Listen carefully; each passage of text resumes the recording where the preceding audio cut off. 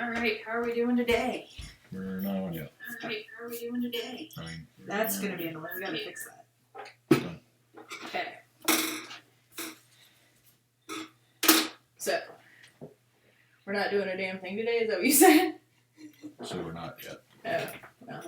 No, Ooh, we're does on this yet. go with this? I think it goes with this. Okay. So, I got my coffee. This is centered on you. Okay. Yeah. we're not. Remember how we were gonna fix that? You might have to actually move it a little bit this way, I'm not sure.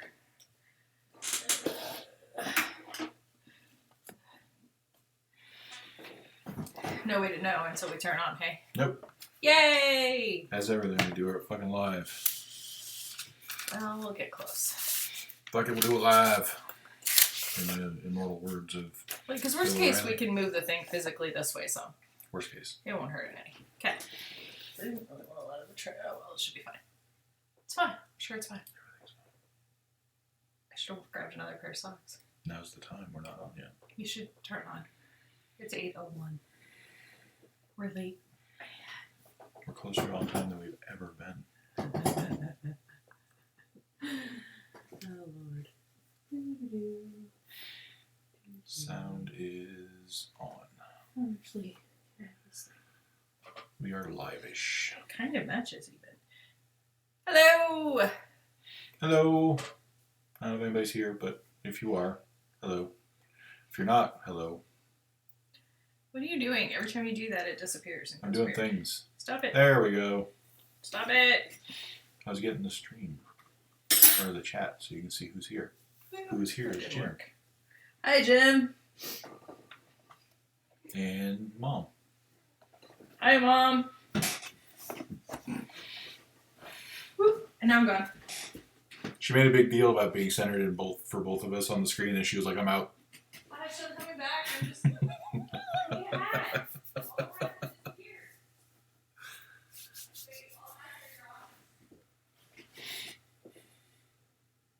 You kept getting error messages. Like, what kind of error messages? Jim says bye.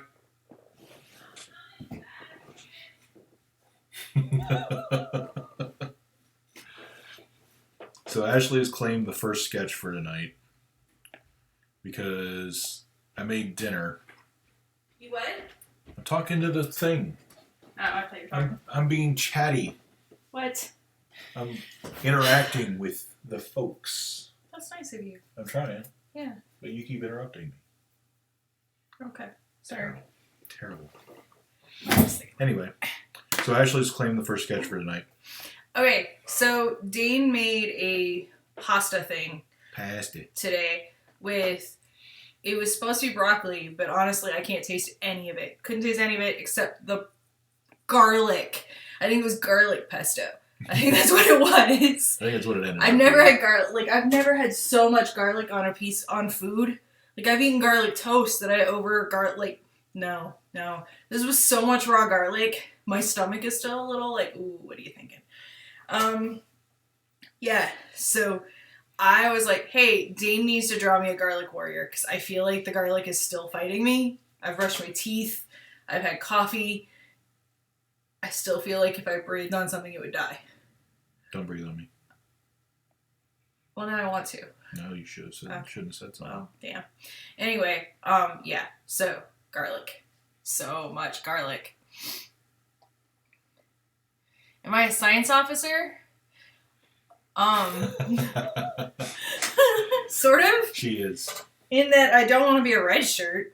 I look bad in red, but I could be in command. I'm bossy enough. That's. Shut up.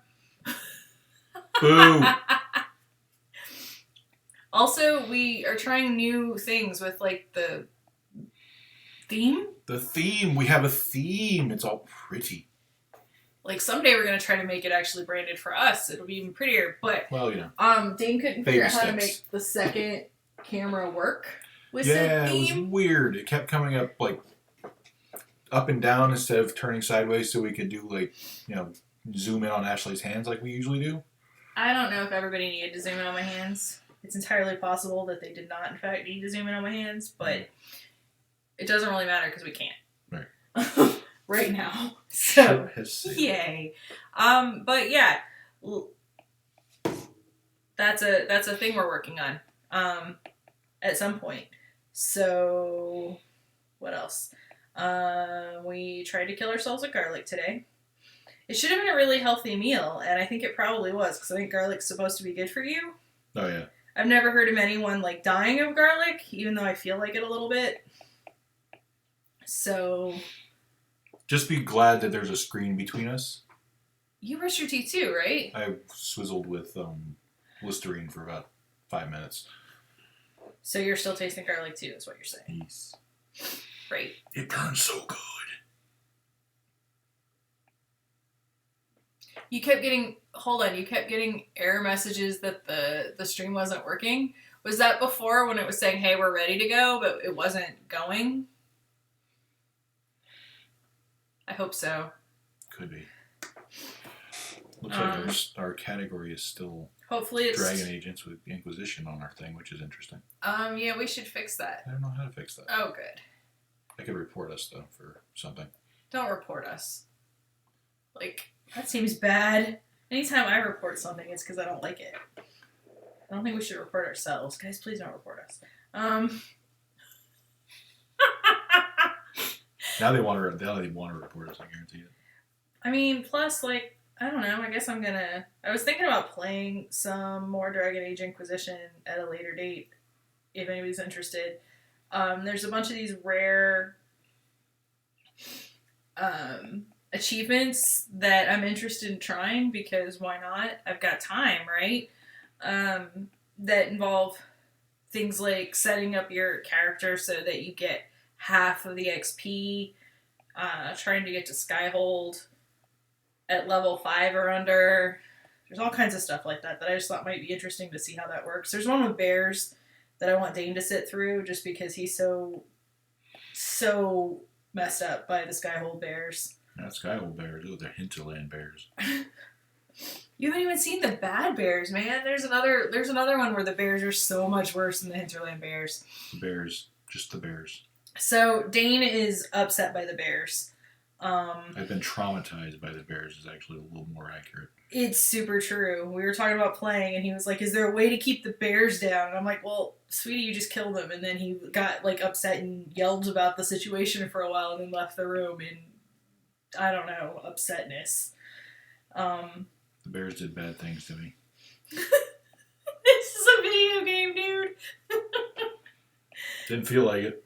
He's super, like, these bears hurt him so bad that he literally walked away from a video game franchise, like, that was the third in a franchise that he's played the other two and liked.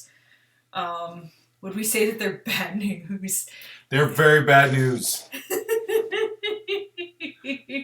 There was a bear explosion? What?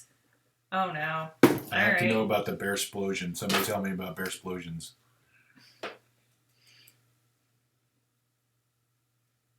Also, by the way, sorry about Sunday. Yeah, Cox was completely down, but no worries because they totally credit our account a whole $1.66. $1.66. So we're $1.66 richer, even though we couldn't talk to you guys. It makes up for it. I'm certain. Well, I'm sure they're fine with it. I wasn't fine with it. We had a plan. We did have a plan. Yeah.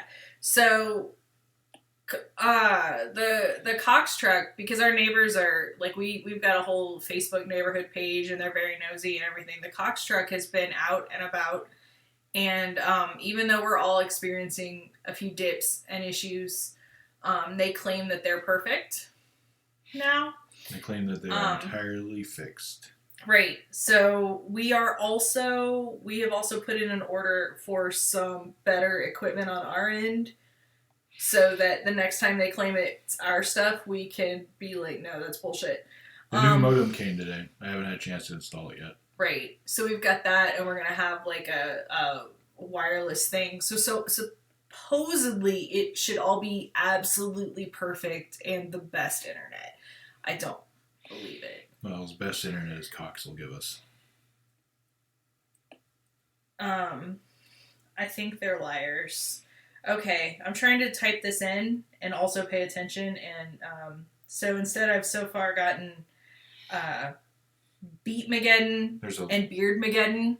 I know, but like I'm typing on my phone. Oh well, you know. Because you're the one that controls that computer. I am the one that controls this computer. Like. I don't know.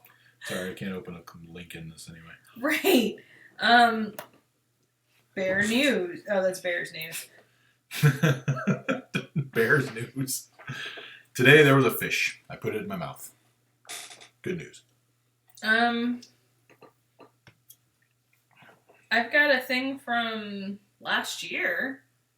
Oh, it's the anniversary. Okay, so this would be the thing from last year. Bears. Okay. Oh, it's a video game. Oh, this is not Dane's video game. I can already tell you it's not Dane's video game. I'm gonna... I have nothing against bears, just Dragon Age bears. No, Dane. Look at the thing for that video game. Oh, no. No. See?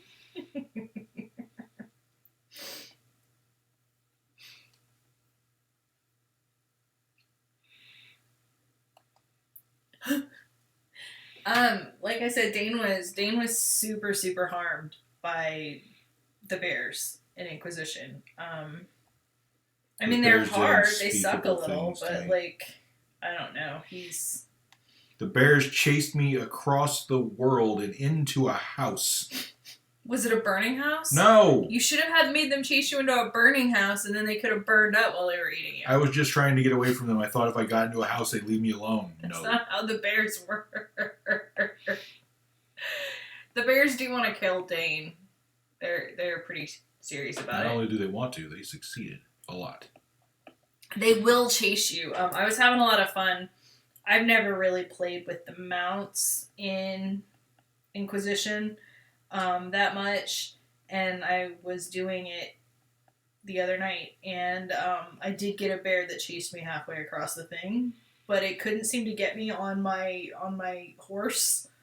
So, like, I was just like, oh, look, I wonder if I can do this with the horse, and I wonder if I can do that with the horse. And then periodically I would look behind me, and there would be the bear still there. So. Always there. Bear is still around. Yes. The bear is still around. Yeah. Kind of like the garlic tonight, man. Garlic is the bear of the spice world. I don't know how much garlic you put in there. Did you put in like the entire the entire head? No. No, God, no. It feels like it. Like I still feel like my chest still feels weird. It was so much garlic. I put in 3 cloves, which is what the recipe called for. I mean, fair enough. That's weird that it called for, like, did we just get, like, some super strength garlic? We might have. I don't know. Definitely, we're going to have to roast it next time.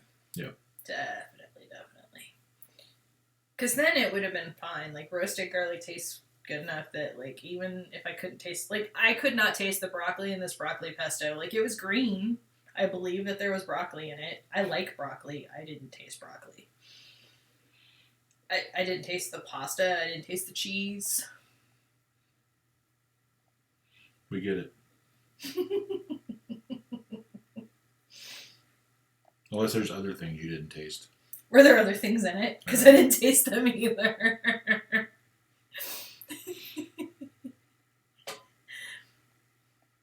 All right, so people, tell us how you're doing. We haven't talked to some of you in a week or more. So a couple of you we got to talk to the other night when Ashley was doing her Dragon Age test run. Yeah, we were trying that was fun. We're trying to see if we could figure out how to make video games work on the Twitch. It turns out we can. I don't know if any of y'all care about us playing video games, but we like video games, so...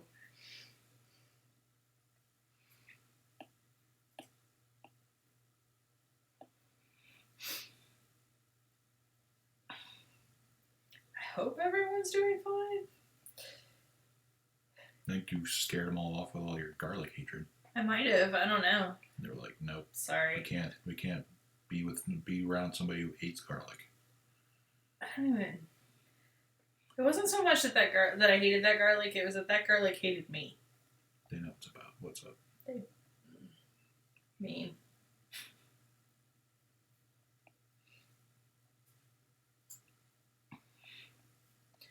You got rid of an old hide-a-bed? Cool. Did you get someone else to haul it away or buy it? Did you have to haul it?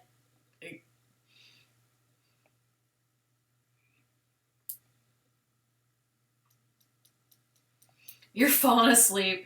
That's why you had to leave the Dragon Age stream. Fair enough. It was late. It was late, and we weren't super interested. Like, it took us, we did finally, I'm not sure if you were still there for that part. We did finally get the microphone to work, which felt like quite the achievement. But it took a while. So it was just Dragon Age and Dane periodically texting. And because we were dealing with that kind of troubleshooting stuff, I was just sort of wandering around in circles for a big chunk of it. So it wasn't even interesting, Dragon Age. Like, also, you kept getting lost. That was later. Before I was wandering around on purpose, just wandering. Later, I was wandering around because I was lost.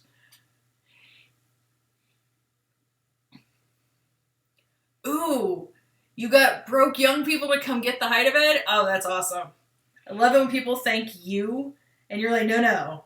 Or sure, like if you play it really smart, which sometimes I forget, you're like, sure, I'm super generous. Letting you take my trash for free.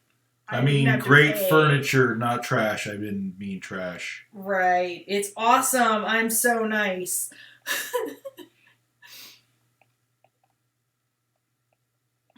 Oh, so you never caught that...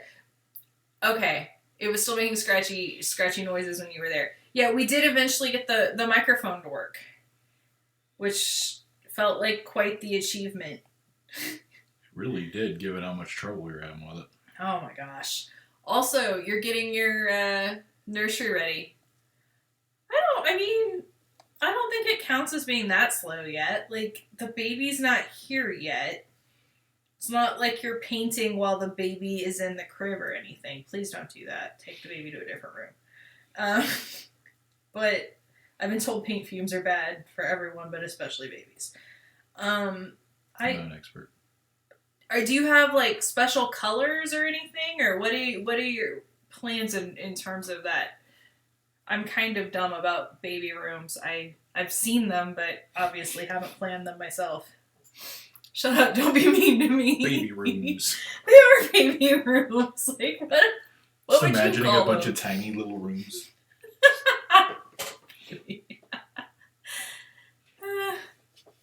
I know, like, I remembered that she wasn't due yet, so it was like, it's not like you've got the... Right, like, I don't think... So, basically, I was just saying, I think you've got some time, you're not that slow. Oops. You gave them your dad's old boombox as a thank you? Oh, so you got rid of 2 things that you didn't want in the house, and they think you're amazing.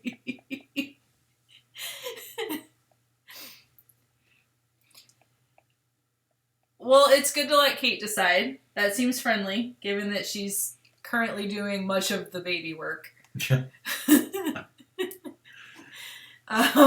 Personally. You're thinking neutrals? Okay. I will admit I don't understand. So neutrals are like light colors? Like beige. Please tell me. Oh, beige? Really? Beige, white. See, that's what I think of when I think grays. of neutrals, but I also have a deep and abiding hatred for beige. You do. I grew up in a beige house. You did.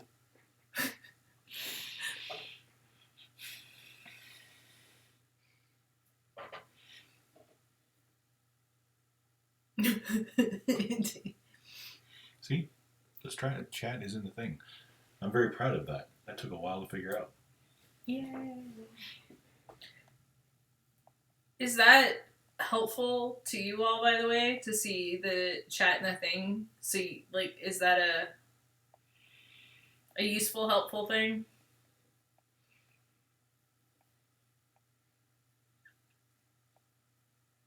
Oh, you haven't asked. That's fair.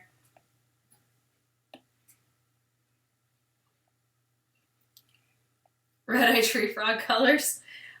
We've seen some rooms. So, we're weird nerds, and we like to look at like the real estate sites, even though we've already bought a house and we're not gonna buy another one. Thanks. At least not for a while. There are a lot of people here that think color schemes, like basic color schemes or neutrals, are for not them. There's a lot of Joker houses. A lot of Joker houses. So many Joker houses and Joker rooms, and I'm just like, who? Like, I like purple and green, and I think purple and green look really cool together, like on a hat. Dean doesn't like it, but I think it's cool. I've even done a Joker blanket with purple and green, but like your bedroom or your living room, like that seems not friendly. Gender neutral's nice, and green's a great color, and especially when in the Pacific Northwest, I think green's a great color. Certainly, like most of our living room, like in Portland, we painted our living room and kitchen and everything in this really nice light green color, like sagey green color, because whenever the light shone through in the windows, it always came through trees and stuff, and so we were gonna get a weird green tinge to the walls no matter what. So you might as well work with that. We had to pick every color that was gonna look fine with the faint green filter. Yeah. Green and red for a big. I don't know about red. I don't know. I like red. I think it's really pretty on other people. Like I really liked pulling this hat off. This hat I was working on the other day on this stream. Like I really like the colors. They wouldn't work for me, but I think they're beautiful. I don't know about red, like a room I had to live in. I guess if it was just a, what do you call that? When it's just the highlighted color, the small Accent. Yeah, accent color. Huh. See, that's my problem too. I've got way too much pink. Certain colors of pink I look okay in, like light pinks. If I get too pink, I've got a bright pink shirt that I wear when I'm not going out in public. It's like a fleece like this, but it's bright pink. It's very bright pink. But now, like, my face gets kind of red and pink, and I match it, and that feels weird to me. Yeah, and there's a lot of reds that just make me feel like either I match them too much, like you said, or I look a little ill. Not friendly. Your idea of a giant United Airlines logo was shot down.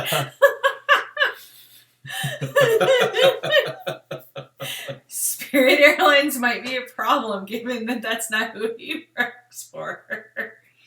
Right, phone book yellow is a bad color.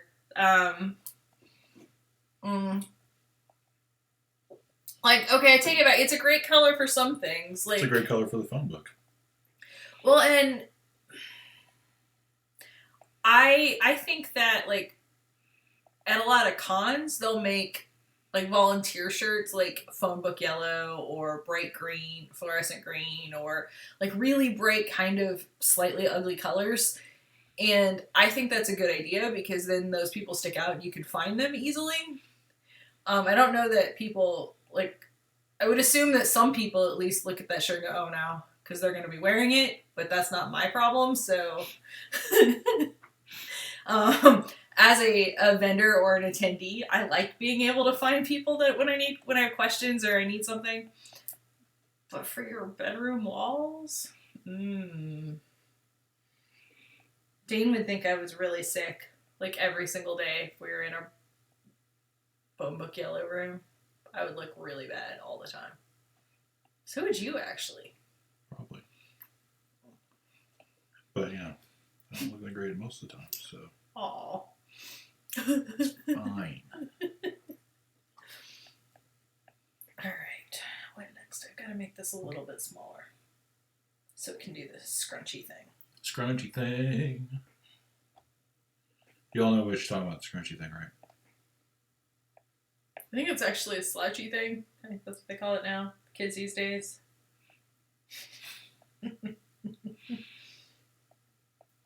I've heard tell that the kids these days are all about the slouchy thing. Have you? I've read the internets. But have you read knitting internets? Have you read the yarn boards? I've read all of the internets. Have you read all of the internets? Oh my. Maisha's still talking and breathing. You'll notice they're not talking a lot. Same. I've seen things. You never talk a lot. That's true.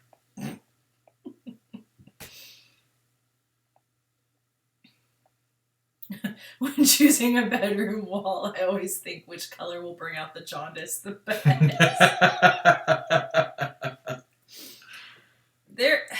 Back in Portland, we looked at a couple of houses with some really unfortunate color choices. And there was one, it was a townhouse, and the townhouse was really nice, but man, on the second floor, they had the 2 bedrooms that both had the bathrooms attached with the really high ceilings, the peaked, and they'd painted all 4 walls and the ceiling in the master bedroom baby poop brown. And so you're looking up and you could tell that the ceiling's high, but it still felt like you were in a muddy cave at best. And Portland doesn't get that much sun. So you're going to be in a muddy cave or, whatever else you might think of being in a small enclosed space completely surrounded by baby poop brown. All the time. And I just couldn't understand why you would do that. Garlic warrior. It was so bad. Yay, garlic! That's how I feel like he attacked me today. That's really cute. A poop cube. Yeah, exactly. Like it was, and I was just like, and I realized well, remember guys, you can paint. And I'm like, how high are those ceilings? Somebody's got to get up there. Many times, because how many layers of paint is that going to take? All of them. It would have taken so much. Yeah. And then there was another house where every single room, some of y'all are as old as I am, and will remember when hospitals used to be painted Nobody's in old as you are. shut up. When hospitals were painted in primary colors, really bright colors, and sometimes they would color code wards or whatever, and so walking through a hospital would be like walking through a child's block set. It would be this really garish blue, and then bam, you're getting smacked in the face with really garish orange, and then bam, smacked in the face with really garish yellow. I don't know. We had a hospital like that growing up, and there was a house we looked at, and every single room, including the ceilings again, which I don't understand, was one of those colors. And I don't think a single room was the same color. No, Including the hallway? They went ham on paint samples, I think. It was and again, I'm just like, how do you cover, the ceiling is red, and it's one of those, they don't call it crackle, what do they call it? Textured ceilings? Is that what they call it? With the stuff, the popcorn. That's it. I'm looking it up and I'm like, it's a popcorn ceiling, and it's poorly painted, but there's a lot of red up there. Man, there's so much red up there. What? Why are you poking at me? You're talking. Is the symbol in the shield meaningful? It's an alpha with the garlic clove. So because it is the beginning, and it is the beginning of the terribleness you're going to have when you eat that much garlic. Mostly, that was the first thing that came to my head. I already have. He's Spartan. Yeah, I don't understand why you put color on a popcorn ceiling anyway. That just seems like a really, really terrible, unfortunate idea. So there's that too. I don't know. Anyway, we didn't buy that house either because no. We were never ever going to get all the color off of those popcorn ceilings. Oh, that was scraping them off. So what am I drawing next?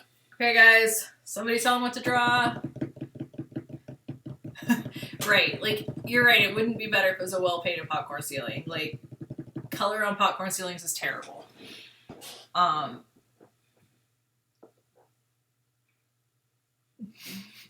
Popcorn on a rampage. All right, then. It reminds you of the slimes from the Dragon Warrior series.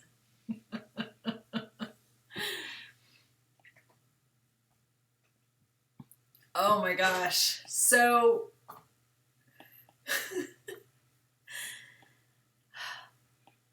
and I lost it. It's fair. I never had it.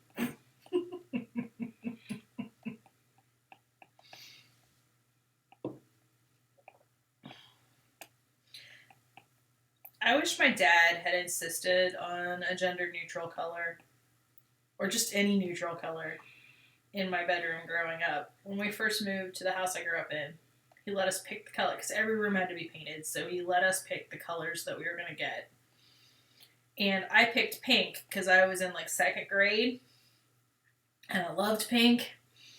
And he put this nice light color, and at the time I was sort of disappointed because it wasn't as bright as I wanted it. It was kind of a light pale pink. Definitely not the Barbie crazy pink that I personally wanted. But many years later, when I was in high school and it was now the color of Pepto-Bismol, my feelings about that pink were very different.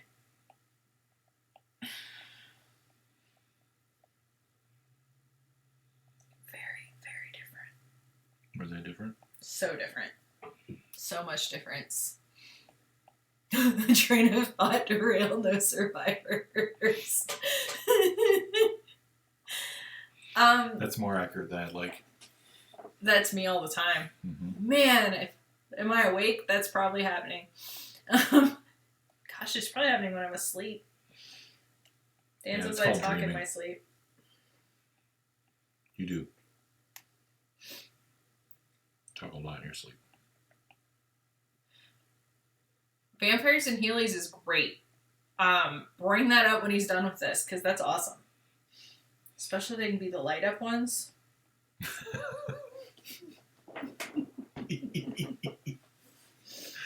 Not real sure to draw that, but we'll find out if I can figure it out. We'll find out if you can figure. So many ifs going on. I think that should be the stream title from now on. Right. If.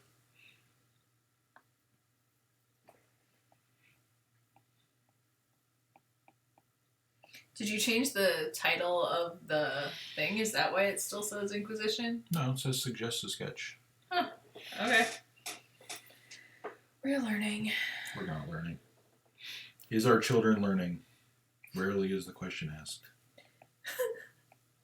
So as we're doing our learning about Twitch, we found out that we could host other people's Twitch streams. Yeah. So we're gonna try to do a little bit of that too. We've got mostly like music. We have some friends that either play music or are DJs, and have their own Twitch streams. And they are doing things that we enjoy. So we're gonna try, if we can figure out the technology, to host some of that stuff. If you catch any of it and enjoy it, first of all, like, definitely let them know you're enjoying it. But let us know if that's a good thing or not, please.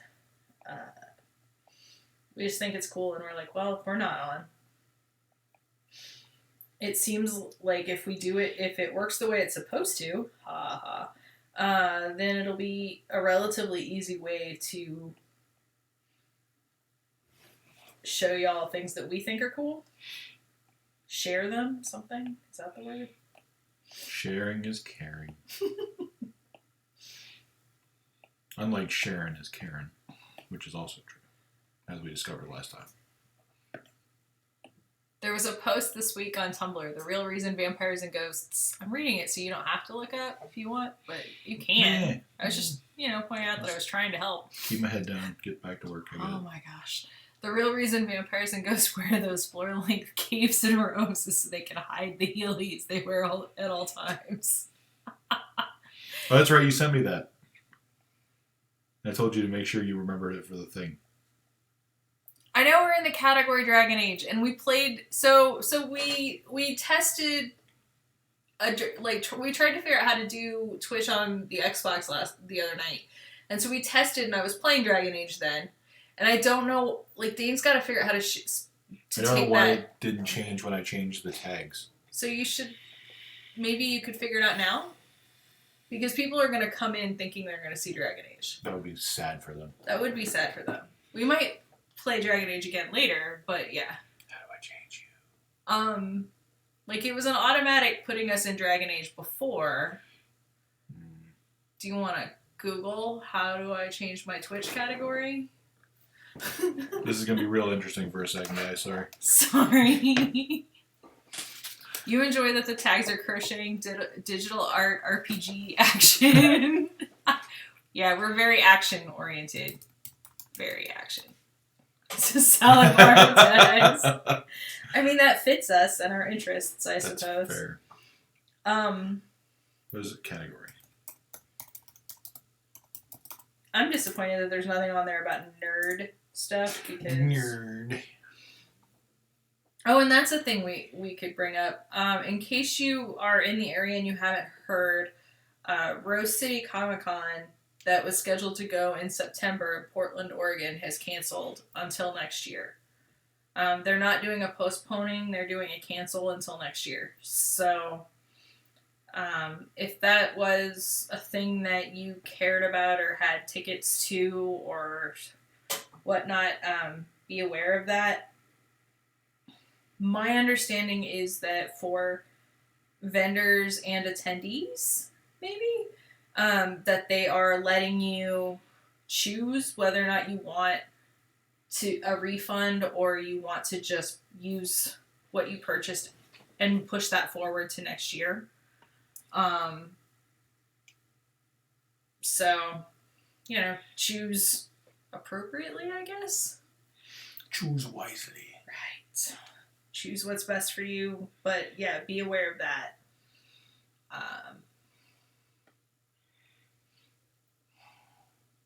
I mean, I think that it is a bummer, but I think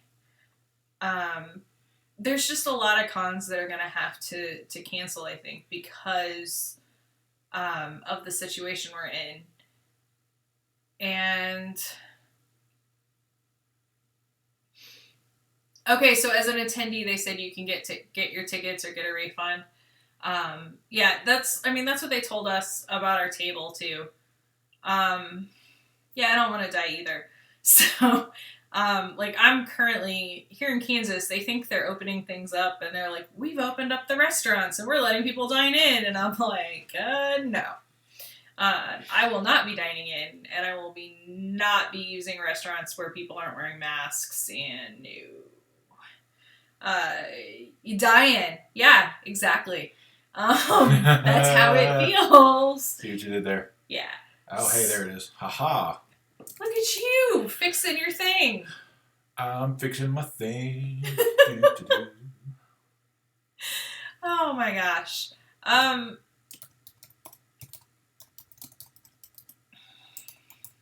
Yeah, it would take a lot more than one ticket refund to get a Peloton. Yeah, I've heard Pelotons are quite expensive. Oh man. I've got a couple of friends who have really, really enjoyed theirs though. It should have. Boom. Fixed. I think that, like I said, I've had some friends that have really enjoyed having a Peloton and really enjoyed the experience and the community. I think if it works for you, great. It freaks me out a little bit. Yay, Dane, look at you. People can find us in art and not be like, why does it say Dragon Age and this guy is drawing a garlic monster? I am so confused. I'd be confused too, because that's not a garlic monster. We're right, yes. So you just said it, and then I'm like, I had a thought, and now it's gone. Oh, Dane makes it worse. It's a problem I have, and then Dane's like, thank you. Haha.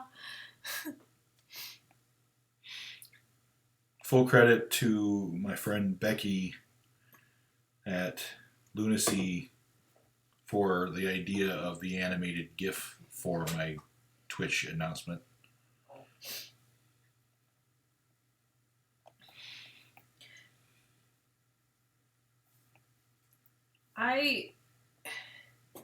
You're ready to embrace your new workout robot overlords. It is super cute.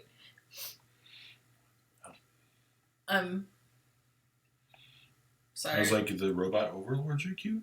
I mean, our monkey animation is super cute, I think. Okay. But, you know, robot overlords would be easier to embrace if they were super cute. It's true. Just, hey, robot overlords, if you're listening, just a thought.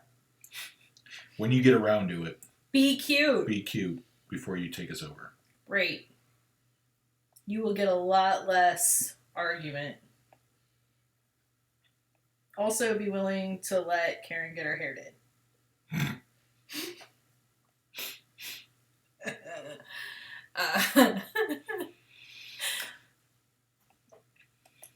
Creepy as fuck robo-dogs? No, thank you.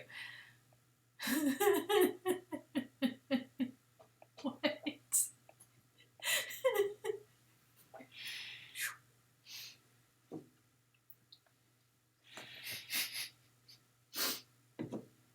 I have questions. I have doubts they'll be answered, but feel free. Like that whole phrase, I'd be happier as the Jello guy and I have no mouth. That thing. Dane's just like, what? I don't know what that means. I don't know that Home Depot will have the answer to the question of WTF does that mean? I don't remember there being a Jello guy in that story. I don't know. I feel like some of the guys in our old Home Depot had answers to literally everything.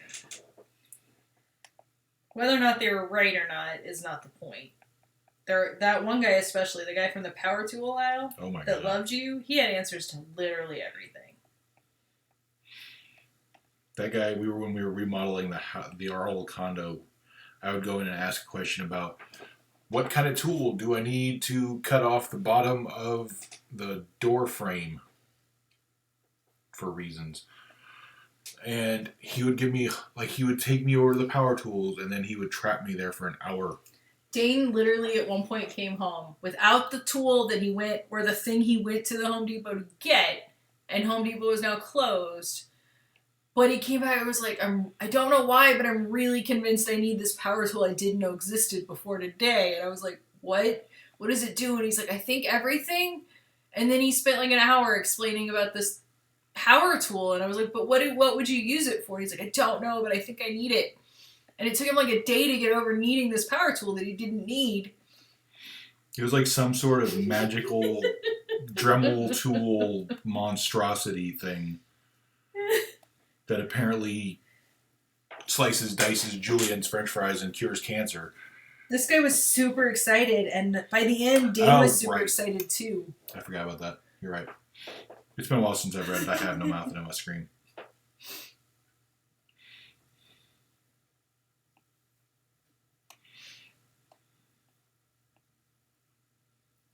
Oh, man.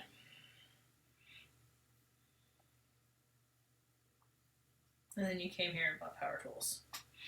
I did buy power tools, but not that power tool. Apparently I should have bought that power tool. Maybe. Maybe we would have a perfectly finished house now if you bought that power tool. Maybe you would have done it by itself if we bought that power tool. Maybe it would have fixed the bathroom. Just woken up and been like, wow, pretty bathroom. Oh my god, that guy would have... Like, he started seeking Dane out. I don't know why he liked Dane so much, but, like, we would be in a completely different part of the store. Like, looking at paint or something.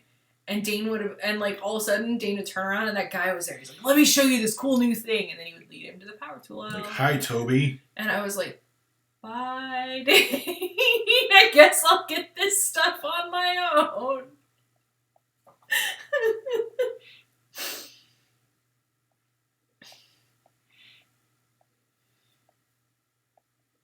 And yes, I do actually still remember that dude's name. He was like your Home Depot friend for a while. I mean, I did spend a lot of time at Home Depot when we were redoing the condo. Yeah, but like more than half of it was talking to Toby about crazy power tools. That's fair to say. You wanted to save the laminate from one of the bench tops?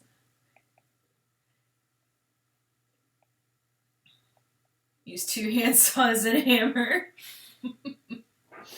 I mean, we didn't use nearly as many hand tools or power tools as what probably we could have.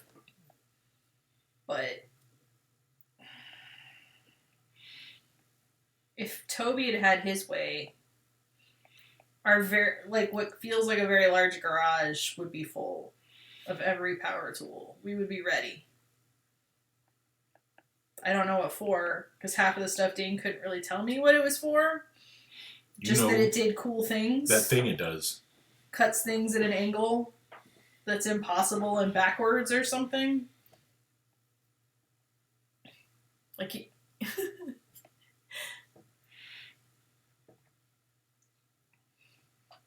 Used fancy mid-century laminate. See, I've seen a lot of that, yeah. I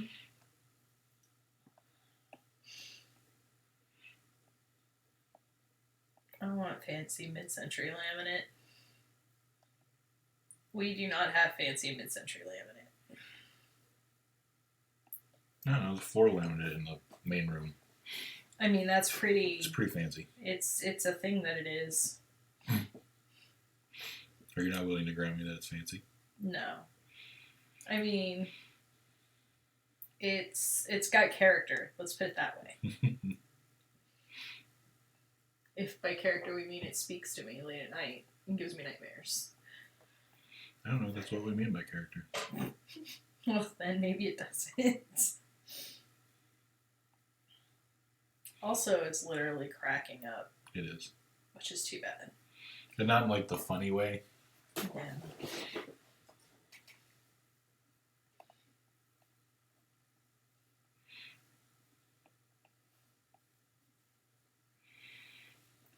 But let's see. Oh, this week, Dane finished painting the hallway, which is a major thing. We had to tape off so much stuff, guys. Because we have a lot of built-ins, which seems great until you're trying to protect all the mid-century built-ins from bad painting practices. We're really bad. We get paint on everything. But Dane was super careful. Not only did he tape off the floors and the built-ins and the ceiling after he got the ceiling painted, which inevitably pulls chunks of ceiling off, but I don't know a better way. We gotta go back and fix that. But he wore shoes and then would take them off at the edge of the plastic so we didn't track paint anywhere else. And it looks really nice and clean now. And not the remains of a place where somebody died. I mean, his house is 60 years old. Somebody probably did die here, but... Or got close.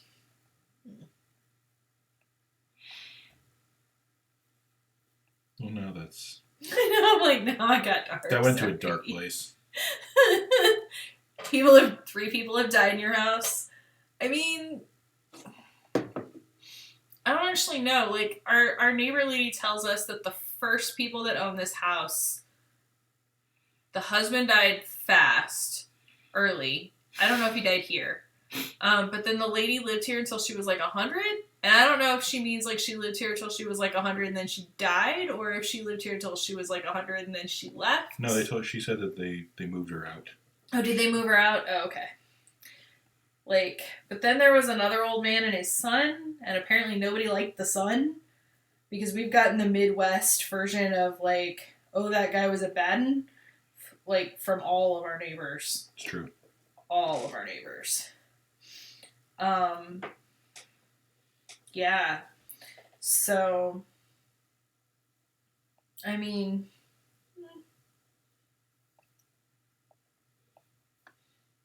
There's worse things.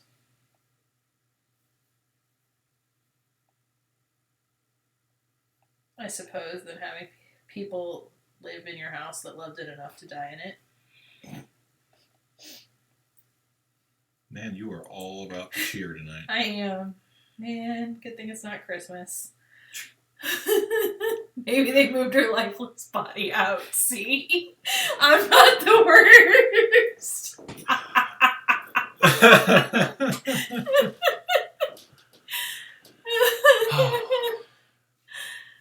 Oh, man.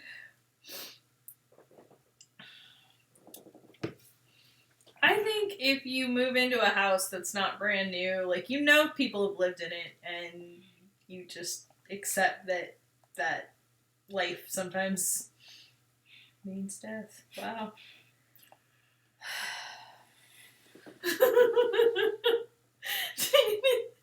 Come to the Monkey Minion live stream. Let's talk about death. I think that's going to be the next title. Let's not. Because then someone's going to actually expect us to talk about it. I'm going to be like, oh, good enough. Oh, man. And that's Jenga.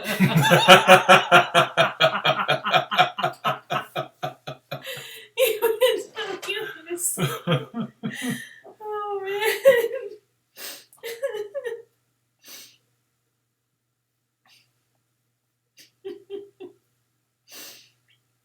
All right.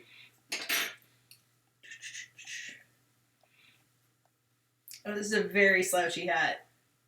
Slouchy. What do you think?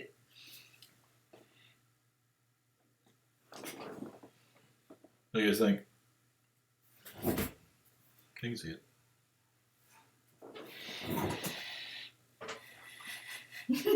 Come for the yardstick for the app. Come for the yardstick for the existential dread. I feel like that should be our new call sign. I'm going to put that on our stream announcements.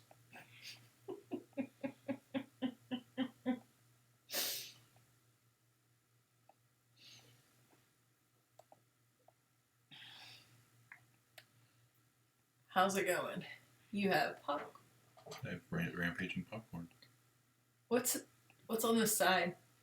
The bag is coming up. Oh, okay. I see.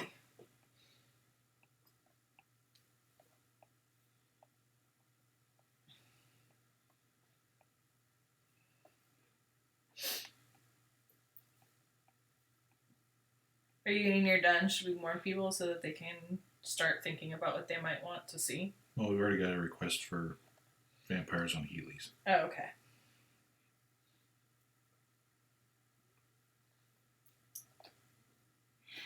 So be thinking about what you might want after that.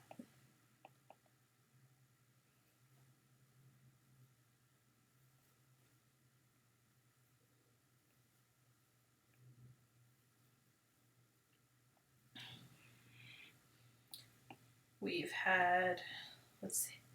I looked outside right before we started this. It's a bad idea. It was still looking rainy and gross. I feel like the weatherman was lying to us. We're supposed to get like 70-degree weather tomorrow. I don't think, like, maybe that'll happen, but I don't feel like it's going to be as dry as they say. Rain was supposed to stop. I'm not terribly sad about the rain. I'm not either. It was really nice to finally fall asleep when I did last night to the sound of the rain and the thunder.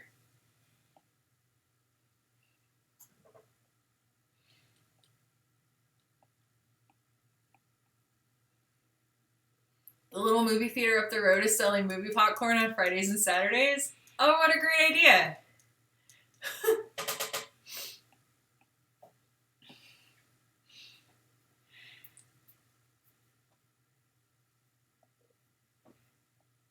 Skip the dishes so you can buy popcorn or something.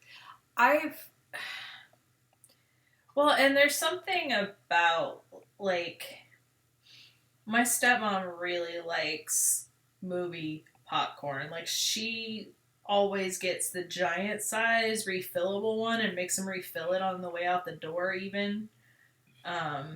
Because she likes the the butter sauce or whatever that people pump all over it. I'm with you. That's not my thing, but she really loves it. So if she could just stop in and buy that whenever. Oh, you know she would. So She'd be all over that. much.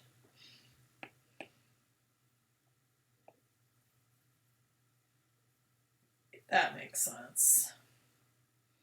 And if that's you your got it, you may as well. well, and if that's your thing, like if that's part to you, if that's like part of your sensory enjoyment of a movie, then that would be fun to have as you're sitting down to watch like Netflix or whatever on Friday.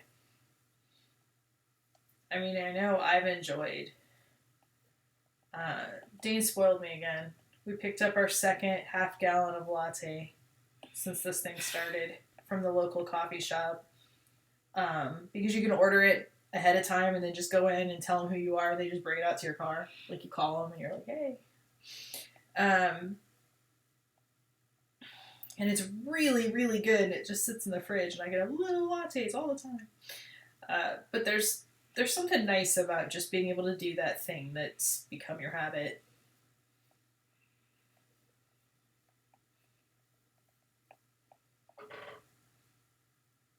See, yeah, like that makes. Well, and probably all these theaters have a bunch of that popcorn sitting around and a bunch of the butter sauce oil or whatever it is. Like, butter grease. I mean, I don't know. The first time I watched Sue, like, open the thing and just keep pumping whatever that was in there, I was like, oh, I'm not sticking, I can't. But she loves it so much. I think if she could just get a cup of it and just take drinks, she'd probably be all for that. Pop top soup? Like, she's eating some cold there in the movie theater? What? What kind of soup?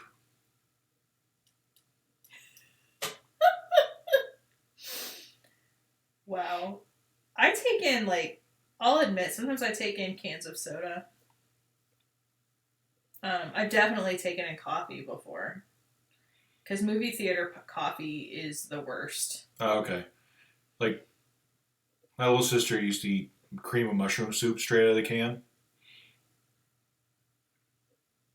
And gross.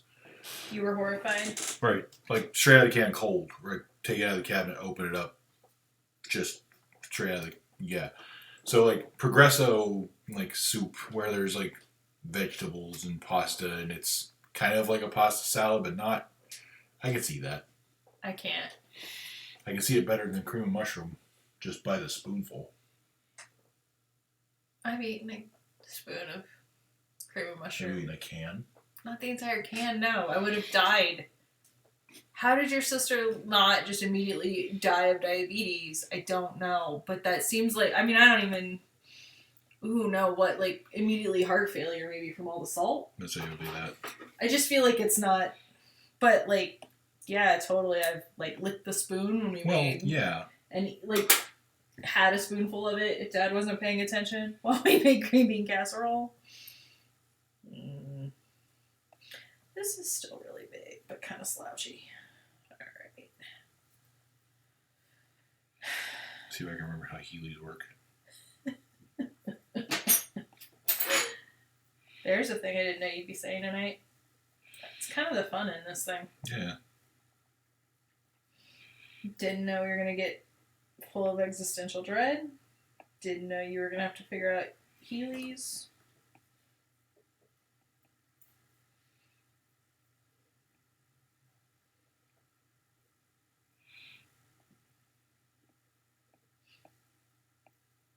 Of course, I'm not a soup person. You like soup, so I do like soup. That also might. I don't like soup enough to eat it straight out of the can. Cold. At a movie theater. But I do like soup.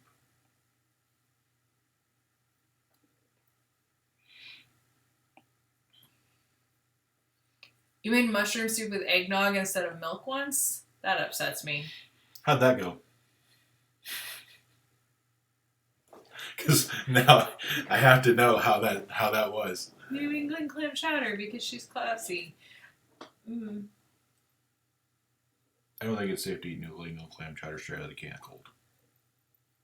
Dane also hates spending money and loves soup, so... It's true. Those are both things that are true about me, yes. Right. So I'm just like now envisioning you deciding that like canned soup is your new movie theater thing. I think next time I go to the movie theater, I'm going to take a can of soup just so I can say I did, but I don't think I'm going to eat it. What are you gonna do? Just proudly like leave it sitting on this seat when you leave? Like just donate it to the poor person who has to clean up the room? They're not getting paid enough. They need the soup. Oh God.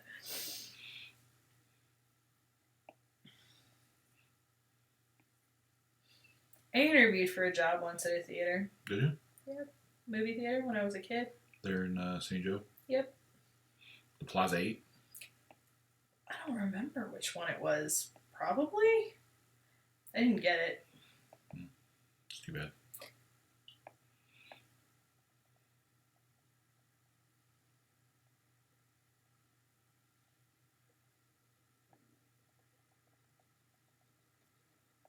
I got the sense that the guy didn't think I was going to be fun.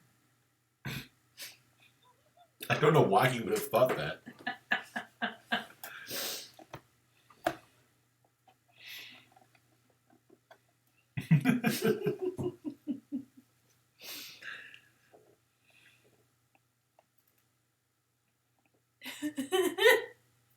The existential dread is on brand.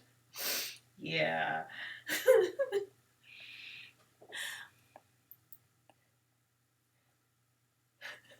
Honestly, before tonight, I wouldn't have thought that was part of our thing, our shtick.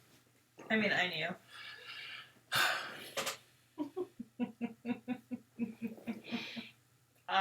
As is so often the case. Right. Dane and I don't do horror movies really, so Dane would be a great movie theater companion, like go to the movies with person for her. I mean, I like horror movies as a theory and in theory, but I don't care to watch them.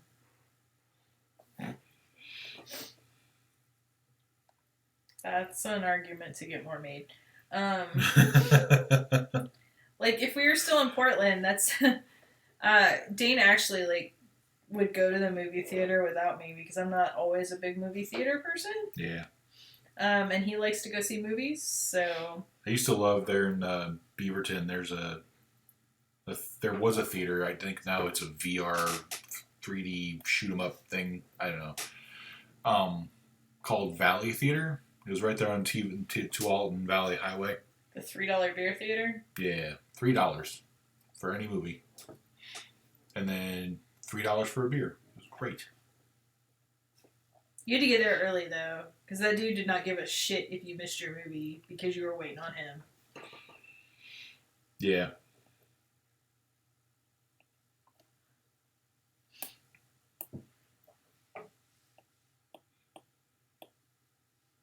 You feel that way about guys sometimes. You like them as a concept, but you don't want to date. I get that. Dating sucks. Guys suck. Like, Oh. I've seen the internet. As we've established. I've seen all of the internet. I came across a thread yesterday, and it was a bunch of dudes texting women or girls by role playing. This was painful.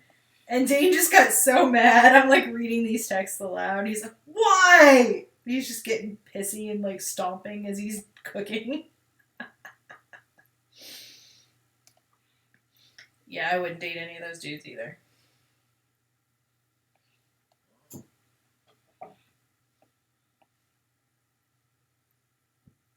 I mean, Dane's a good guy, but you can't have him. Sorry.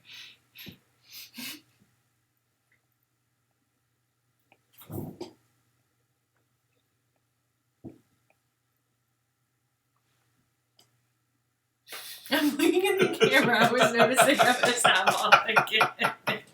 I thought you were just very slowly, creepily getting closer to me to claim me. I don't know what was happening. I was just looking at the camera and I noticed I had moved over and I was like half off of it. I don't know. I was bored for a minute. Okay. Yeah, sorry, not sorry. Exactly. Your BFF Erin, she's on the chat here every now and then.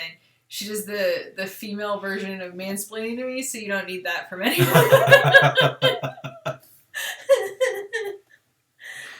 Yeah. Like, well, this, like, weird role-playing bullshit was some, it was, like, there used to be chat rooms that were like this, like, back in the 90s, where everybody was old school role-playing, and so they'd be, like, asterisk, cries tears of whatever, and then says, like, you... Back before we had smileys. Right, and emoticons, like, we would do that thing, right? Well, these people were doing this shit in texts. And I was like, oh my god. I don't think I would even respond. I think I would just immediately block. I would just... Star dies of shame on your behalf on Star. Anything. Like, is that, like, I can't imagine that's really a thing. Like, that's...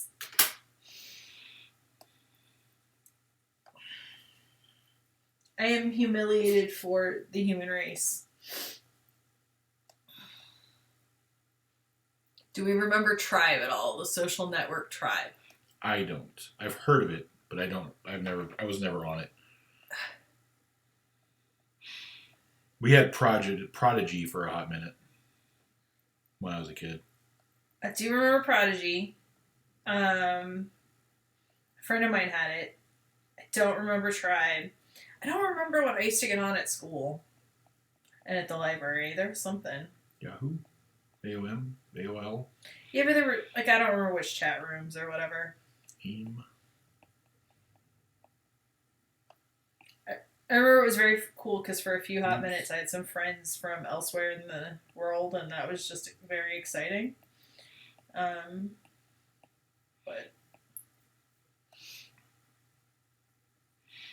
For like the 30 seconds we had Prodigy, I used to get on there and look up cheat codes for video games we had. It was fun. Burning Man fire spinners. They're like cockroaches that just take over everything. Once you got one, you can't get them out.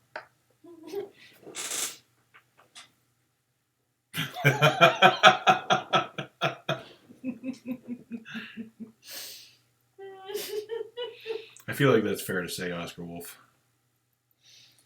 I feel like that's fair to say about pretty much most things. Like, especially around us. Existential Dread. On tap every night. Yeah.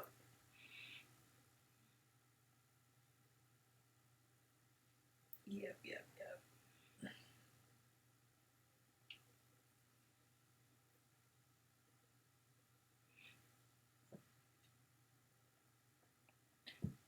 When your sister came out as a Burning Man goer, you told her that you could handle her being gay, but now she's gone too far.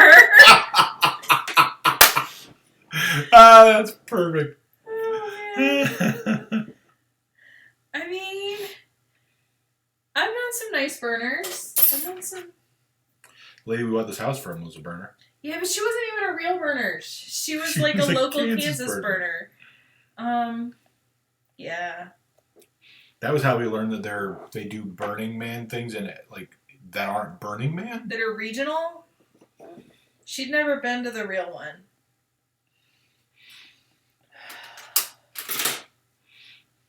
I don't know. She was nice.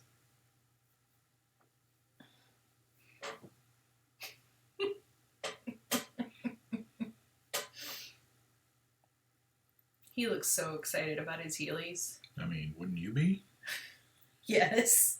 I'd probably be broken. That's fair. I would fall. You know how ridiculously not Coordinated? graceful, coordinated, able to stay on my feet on normal basis, balanced, any of those things I am, I would be on my rear end, on the floor, broken. I'd like to point out that I never once called her unbalanced. Decompression parties were a thing? Oh no.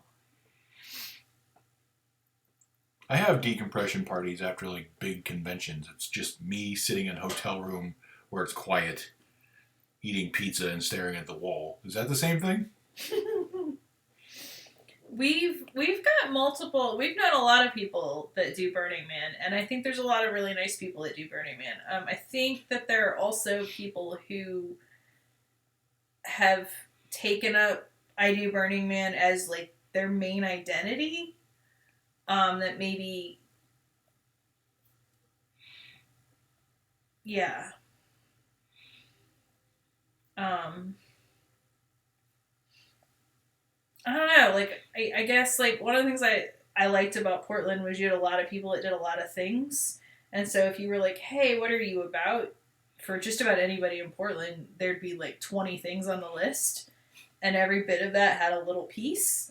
But, like, I think when you let anything start to take over your identity, it becomes a problem. And Burning Man is probably one of the more loud identity identifiers. I don't know. That sounds weird. That's the wrong way to put it.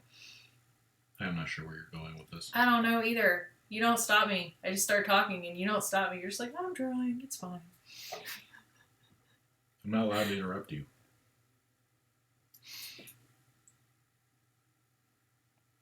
Yeah. Like, we've known some artists that were really involved in building things for Burning Man, and the pictures and the films and stuff are, like, the videos are amazing. Oh, yeah. Like, one of our friends, Xingyan Core, does massive installations at Burning Man, and they're amazing. They're so good. But she also does a lot of other art and a lot of other things. Like, right. That wouldn't be the only thing that would come to mind. Yeah. She also built like an interactive art museum thing in Animal Crossing and then invited people to come look at it. It was pretty cool.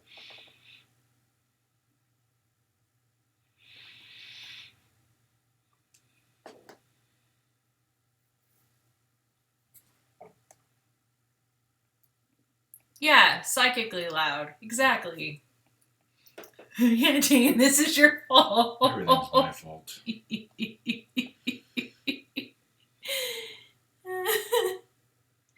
You don't get why they won't build permanent structures. I don't know. I honestly have no idea. I don't know. I've watched some. I watched a documentary about it, and I feel like there's a whole theory behind it. But I thought it was your something sister should be able to explain it, right? I thought it was something to do with where they're holding it. Like I thought there was like they're not allowed to. But isn't there also literally something about the ephemeral nature of it? Mm.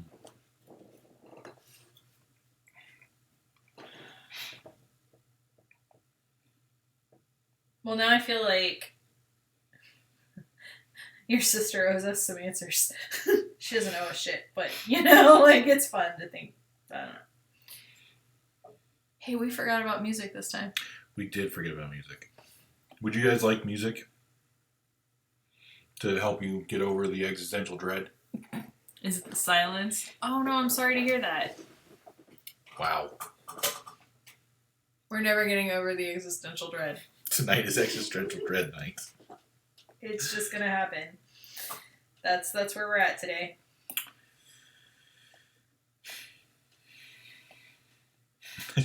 I love that you warned us. You're like, warning, more existential dread coming. Jesus. We really do have the best fans. I mean, I wonder about that with a lot of things. I feel that way with cons a lot too. Existential dread? No. Under that. yes, also existential dread, but wasting all the effort on things when there are so many people it could be helped.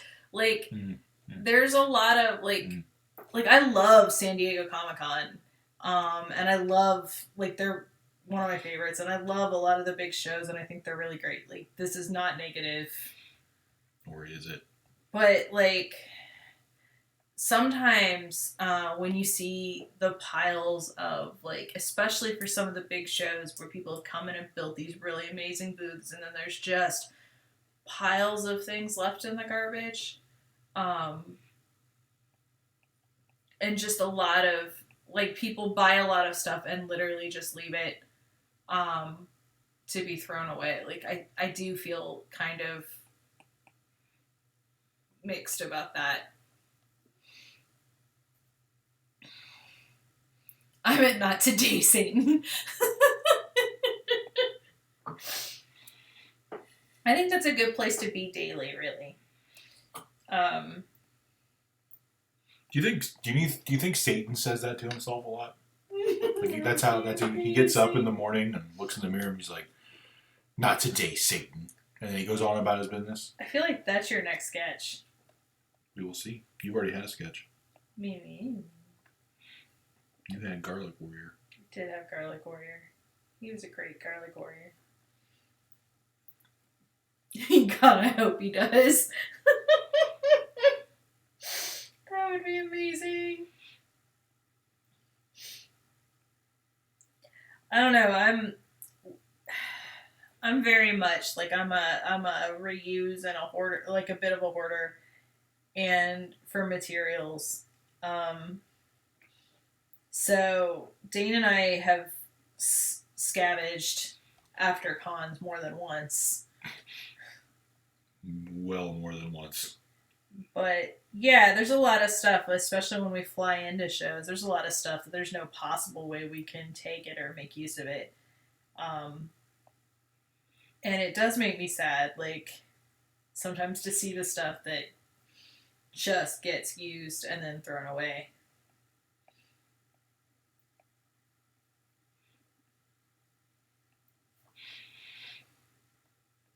I am the proud owner of Jeff Smith of Bones.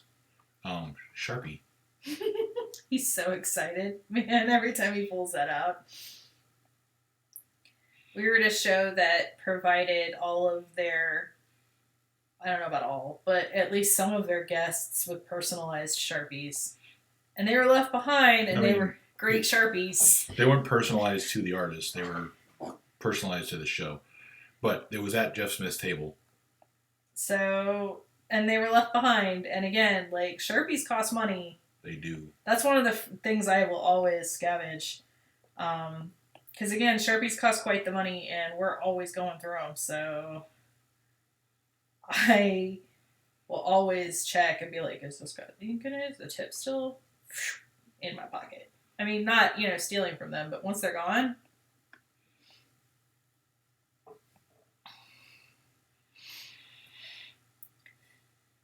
I do wish there was a better way to deal with a lot of the garbage.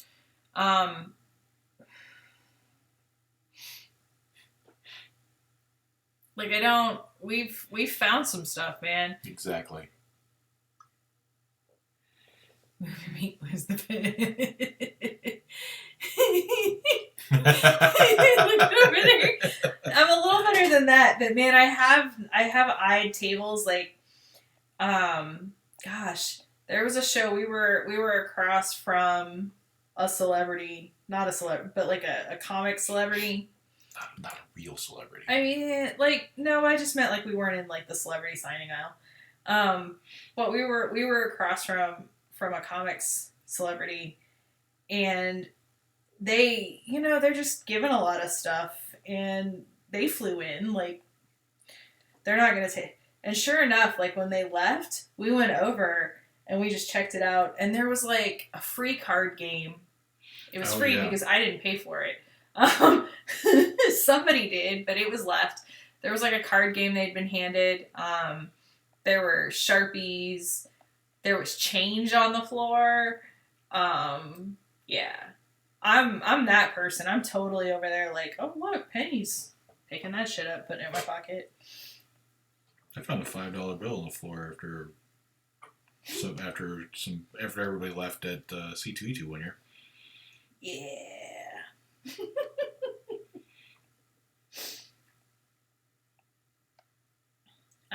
At shows that we drive to, I've definitely been known to like go around and grab like the nameplates off of the back of the walls because a lot of times those are on really good stock. A lot of times they're on Sintra, which is expensive. Right. But like we've had it on board too, and I've reused a lot of that for like the backing boards for prints and stuff. Because we'll spend good money on backing board for prints, but why? Like they spent good money on that board, and there's nothing wrong with it. Yeah. So I've been known to just wander around and take stacks and stacks of that stuff. But again, if you fly in, there's a limit.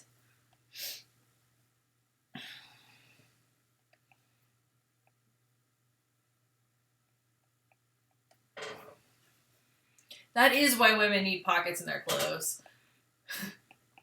So that you can steal stuff? So you can pick stuff up. Oh, I see. Yeah. Because after all, your hands get tired, and there's a limit to what you can carry.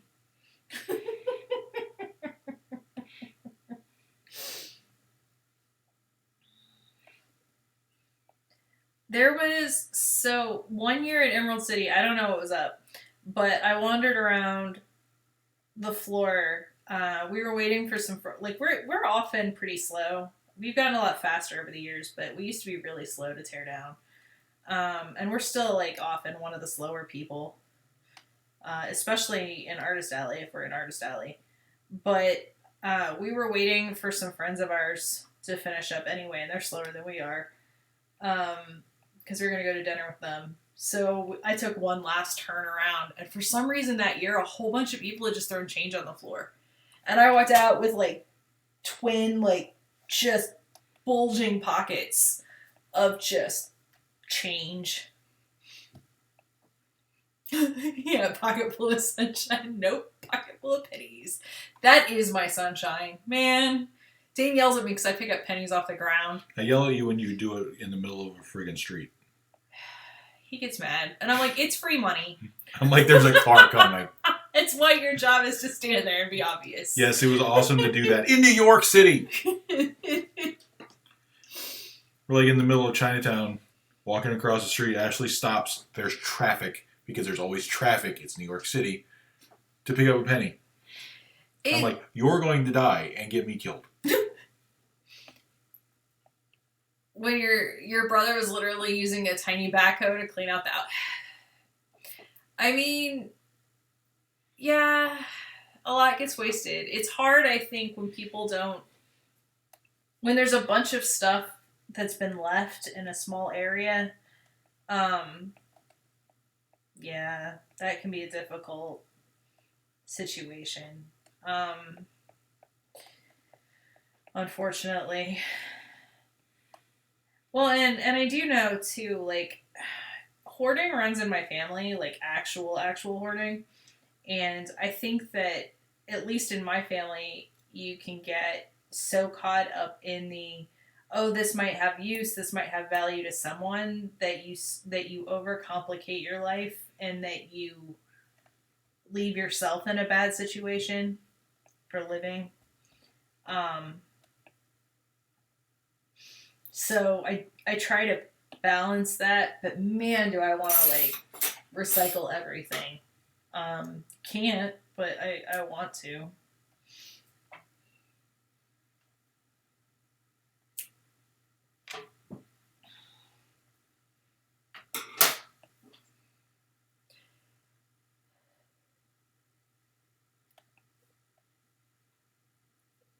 Yeah. That kind of stuff hurts my brain too. I mean, it's... And I'm even like... I don't know. Like, it's nice at times. Like, I like to do things like recycle sweaters and stuff like that. And I have to, again, keep it in moderation a little bit. But Yeah, it's hard when you see a pile of stuff and you're like, oh, I bet a lot of that has a use, and then there's just the question of do you have the time and the ability to like deal with it, or even the mental ability.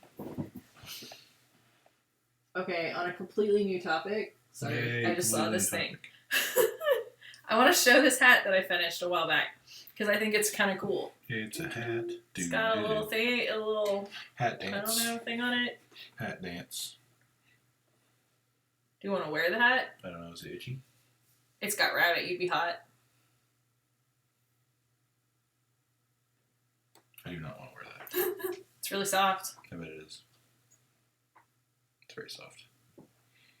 Yeah. Soft. Little like weird tentacle hat. I don't know. Soft tentacles. That's weird. I feel sorry for anyone that might have just stepped in right then. Welcome to Monkey Minion Press. Soft tentacles. Soft. And existential dread. We're never letting that go. It's ours forever now.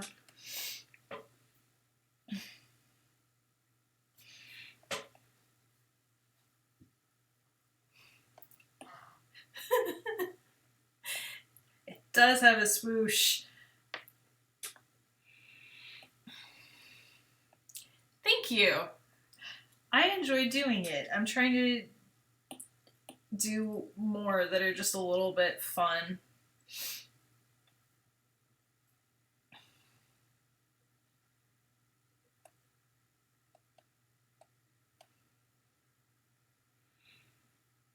Let's see if I can remember how this thing works. Nope. Am not allowed. Oh, I need more coffee. More coffee. Do you need something to drink? Yes. That could be the next drawing, a new splash screen with the motto.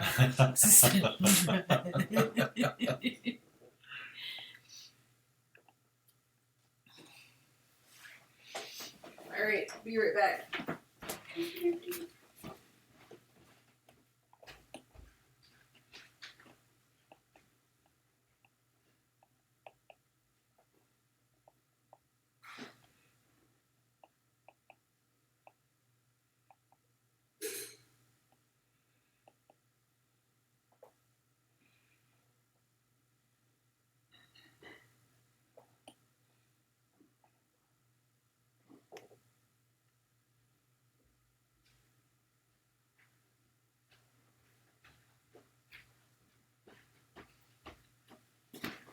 Ooh, speaking of existential dread. Speaking of, Hi. Yes, that's what we do. So we ran out of coffee. Don't run out of coffee, that's bad. Don't do it. I joined a thing on Facebook that's like a Kansas abandoned places thing, and they're just pictures and photographs that people take of like falling down buildings or old things or whatever, but it's all in Kansas, and it's been really, really cool, but there's a lot of existential dread. It is Kansas. Lots of like rotting farmhouses and stuff like that. But also very cool. Sorry.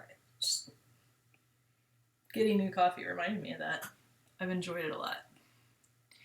Getting new coffee often reminds me of existential dread.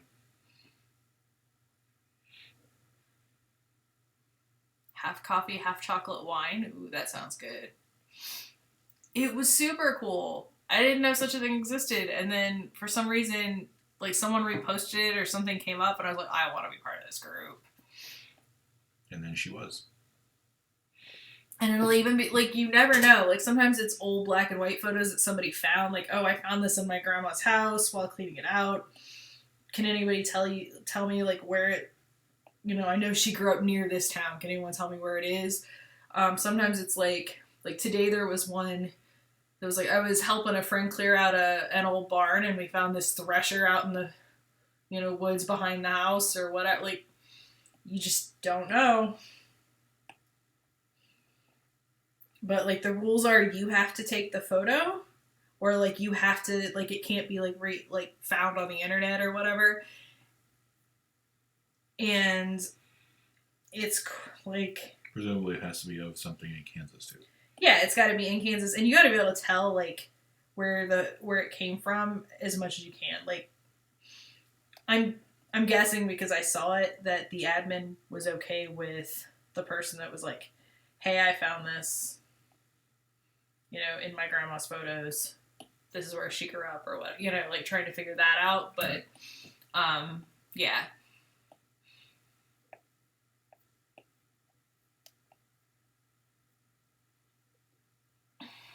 Backaches suck. Man, I did something stupid to my foot earlier this week as I was cleaning the floor with alcohol fuel. Alcohol fuel. It says fuel on the thing. I don't know. I forget what you call it. It's something alcohol. Denatured alcohol. Right. It really works, but man, did it give me a headache and a weird high splooshy feeling. But I sat on my foot weird while I was doing it. And so my foot was not the same for like several days. He the vampire. Do. And usually it's my back that I do that kind of thing too. Or my hip.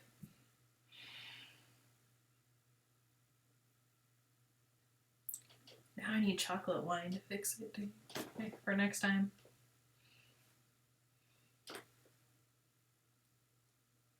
I'm jealous of the chocolate wine and coffee. That's fair. Wait.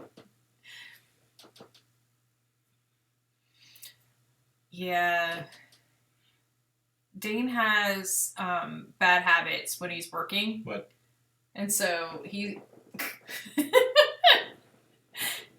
So often especially when he's trying to finish up, like right before a show, back when we had those, and he'd be like, I'm going to do like 10 prints right before the show. And so he wouldn't leave the office. He'd have a lot of old people pains.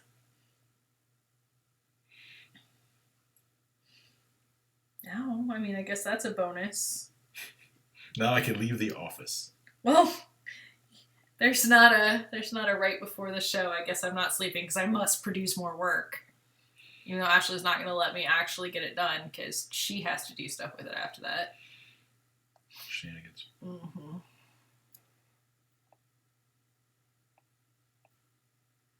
Your knee was hurting because your glute was tight. See, bodies are weird machines and I don't understand them. Like, I know when I was in high school, my back hurt a lot, and somebody was like, you need to do sit-ups. And I was like, that's the dumbest shit I've ever heard. But then I did it, and it worked, and I felt like my body was a bad machine, and it was punishing me. Which is true, but also true.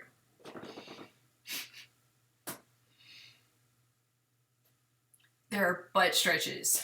Butt stretches. Are you Googling butt? Oh, okay. I am not Googling butt stretches. And I was like, please don't Google butt stretches. Next sketch, butt stretches. There's nowhere good that can go. Use better terms.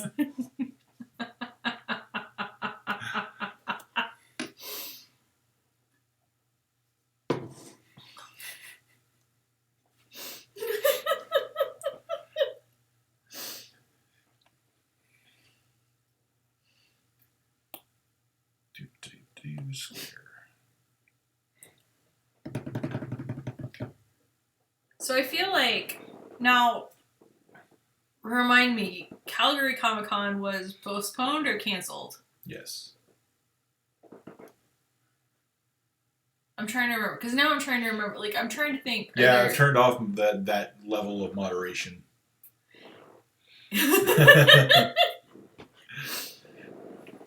We were just like, I mean... I found the setting that said regulars and subscribers, which I don't have any yet because we don't have that many followers. By the way, recommend us to your friends. Make sure everybody knows about the existential dread. Anyway, I turned it on so that regulars and subscribers can say whatever the hell they want, basically. But, newbies, the chat bot knows about you and is watching you. Newbies don't talk to us. It's true. They come in and get freaked out by the existential dread and leave. That's fair. It was postponed and now it's canceled, to answer your question. Yeah. Wamp wamp. Make a list of cousins. Yeah, I'm starting to try to, like, I'm wondering when we're gonna see shows again, honestly. Ekete? Sure. Ekete. That sounds fun. Did you just say AK? Etiquette. Oh. Like, I think you're right. I think Rose City has tried to do some stuff online. I've heard Reed Pop, which is Emerald City and C2E2 New York. and New York, I've heard that they're trying to do some stuff online. The internet is the future. Right. Don't tell anybody that. It's a secret. They keep saying that. I don't know. Keep that in your pocket. I definitely don't want to go to a convention center while the world is on fire. Like, we do some really well-run shows, and I still don't want to be in those convention centers with people. I've always been a little bit scared of people, like the idea of people. We're back to the existential dread again. It's gonna keep coming back. Sorry, guys. I'm gonna get some coffee, possibly with some laudanum in it. I offered you coffee. You did, and I said I would like some. You went away. Oh, I thought you said you wouldn't. I said I would. Sorry. Rude! I swear I heard him tell me he didn't want anything to drink.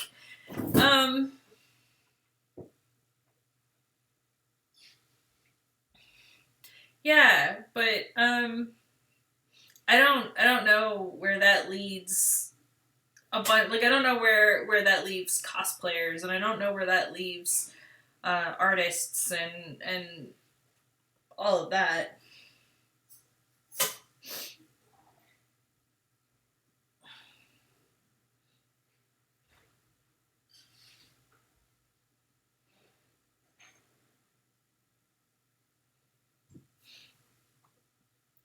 Also, Ekate, are you planning on getting, just for curiosity's sake, and you can tell me, don't mind my own business, obviously, are you planning to get a reward?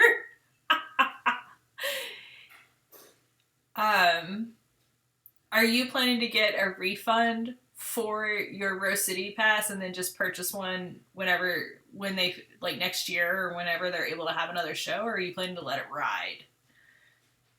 And yeah, I think I think that's the kind of thing that they're gonna have to figure out. Like, having a Diagon Alley would be cool. I think that's gonna leave out a lot of the smaller vendors who don't have the ability to build really interesting spaces, like sales spaces online. But now I kind of wanna. I mean, that's what we were talking about, was just letting it ride. Our space at Rose City and our money for our space. Like, they've got it. Like, it's true. I mean, I don't know. There's a lot of discussions online about that, but Coffee. Right. Oh, that's true. Like, if they built the infrastructure and made it so you could personalize it a bit, that could be an interesting idea. Could be.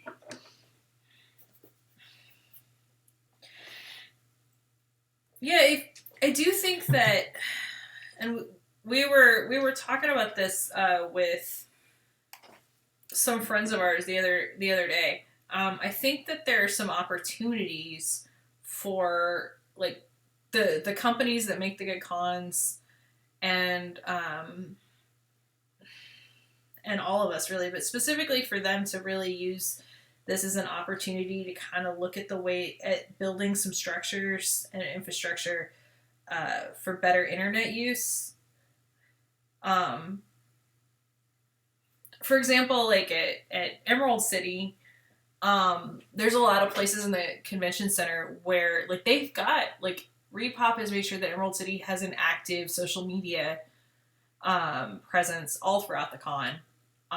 And they've done a pretty good job in responding to people real time and pushing information real time. But there's a lot of places in the convention center where the internet and the cell service is so bad that people couldn't get that if they wanted to. You don't have to worry about those companies in Alberta. Oh, wah wah.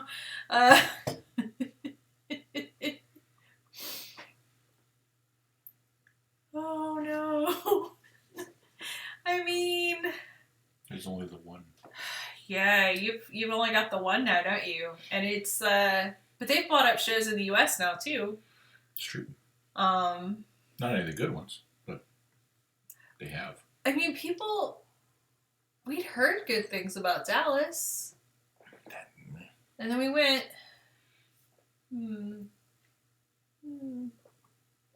Dallas was great.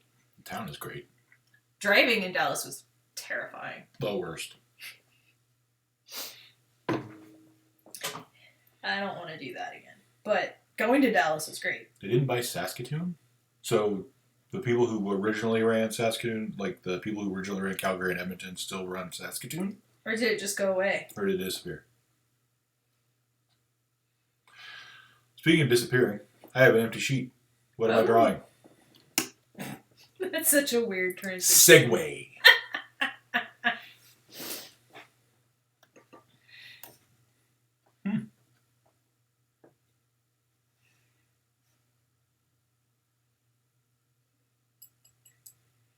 My thing just welcomed me back to the chat room. Weird. I love it when things glitch out. It's probably our internet that Cox says is awesome.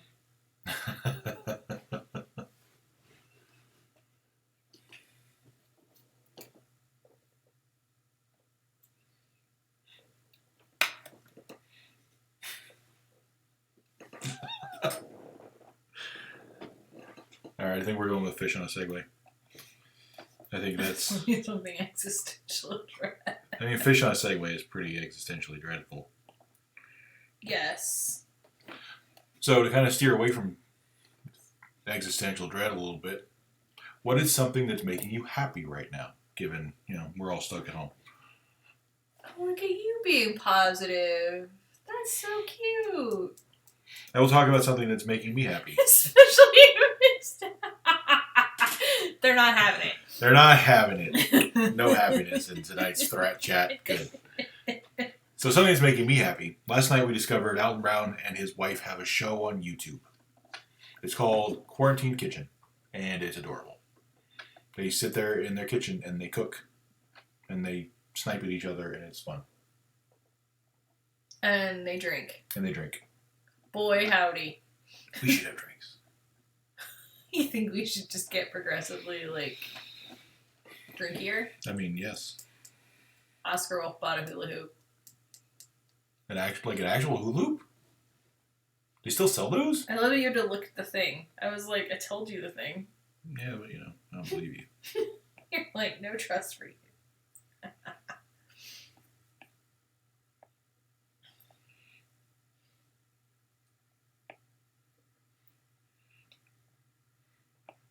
You're giving $1 to Wild Green Memes for ecological fiends, and they will name a random animal after you in the group.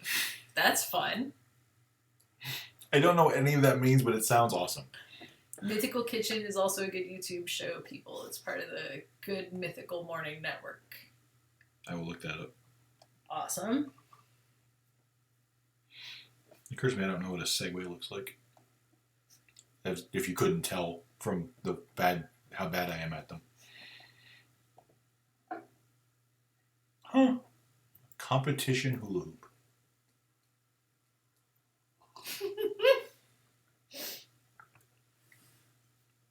I just learned so much in that. That there's such a thing as competition hula hoops. Yep. That there are people who make them. I mean, if they exist, somebody's got to make them. Right, but there's things that you don't expect to buy from a person who made it. You don't expect to buy it handmade, DIY, whatever.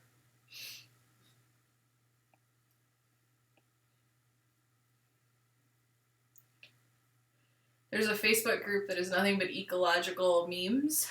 Nothing, no politics, no drama, just memes about animals, plants, and sometimes rocks. Sounds like you, Dane. Yeah. Mythical Chef Josh is the real world representation of my mind. Oscar Wolf. It's cut. Your hula hoop, I'm assuming, is covered with gold sparkle tape. That's appropriate. Or your mind. Whichever. And the Facebook group is like half science people and half dodos like Ekate, who don't get half the jokes, but they don't mind explaining. I think we all like sparkles. I just don't like glitter. I want the sparkles to already be like stuck firmly on the thing that is sparkly.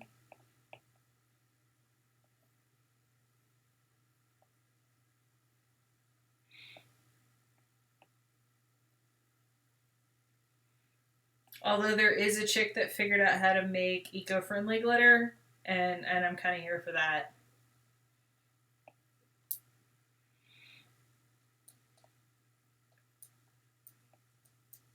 All right, what is solar color dust? Grab bags. And what do you do with, like, is it just bags of glitter?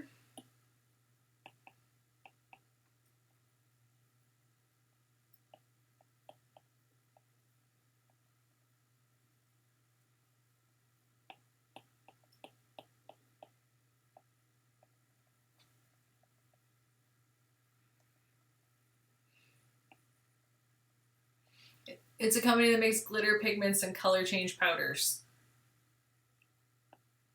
Okay. And so they make those things for crafters, for makeup people, for all of the above? For reasons. Because they can. We didn't need a reason to make color change powders. Fair. Actually, now that I've said that out loud. I'm learning so much. I'm going to have to learn more about internet suppliers of such things because, like, just all of the things. Because that is the one problem with Wichita is we have a very big lack of, like, art supply stores. It's true. And what I would consider, like, high-quality craft stores.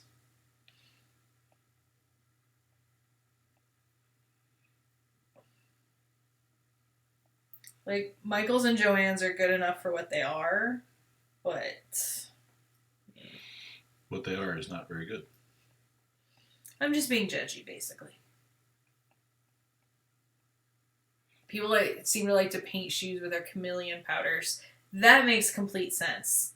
Now I kind of want to do that. Yes, honestly. So there's an artist here in Wichita who will do. She takes commissions for shoes, and you get her the shoes. Oh man, she does some of the raddest shoes I've ever seen. And she designs them up, and you can she draws up the design in like Photoshop or Illustrator or something. It's on the computer, and you go through the approval process that way, and then she does the shoes. Oh, they're so good. Yeah. Michael and Joanne need to stay in their lane. I mean, maybe. It's just not like if you need some basic sewing supplies, Joann's is awesome, right? Like, or at least I remember it being awesome back when I could go to stores. Like, you could pretty much always find like thread or whatever. But yeah. But if I need something specific, I don't usually find it there. I usually have to buy it online or at a specific, specialized place. And you're giving a lot of your glitters to your kid because she's pouring acrylics. I have seen some really cool acrylics online lately. Yeah. And it doesn't fit with our house at all, but man, I'm tempted to do like some of those countertop pours that I've seen. With the epoxy curtain? Yes. Yeah, those are cool. Like, we're not going to do it because we have a mid-century house and we're going to go with a laminate, like a high-quality laminate. But what if we went with a high-quality laminate that sparkles? Yes. Okay. That was a mid-century thing. I know. Totally. Like, she's live streaming now using molds and glitters. See, like right now? Oh, yeah. We'll have to go back and watch the VOD. Right. Ekote can multitask way better than we can. Yeah. Well, like most people can. Once again, not high bar. She says it's her turn and to tell you that. Oh no, we're fighting. I'm not fighting. I'm not fighting with anyone. I'm fighting with everyone. Come at me. Brah. You know what you say? I don't know. I don't know either. Dane wants to start some shit tonight just to not feel left out. I feel like I keep hearing about people that have started some shit, and I'm like, what? But by the time I hear about it, it doesn't matter anymore. It's all gone. And then that just reminds me of the rest of my life, and I'm like, my life is probably more peaceful.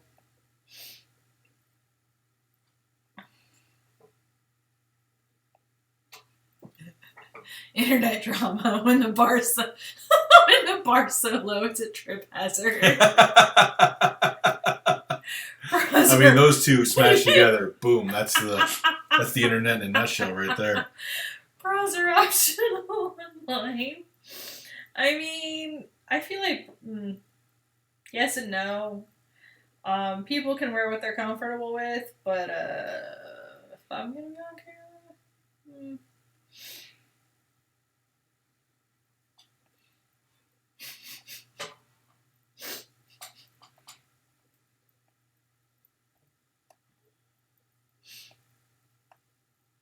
I want good things. So we've really been enjoying. We've got bunnies that have been hanging out in our yard a lot.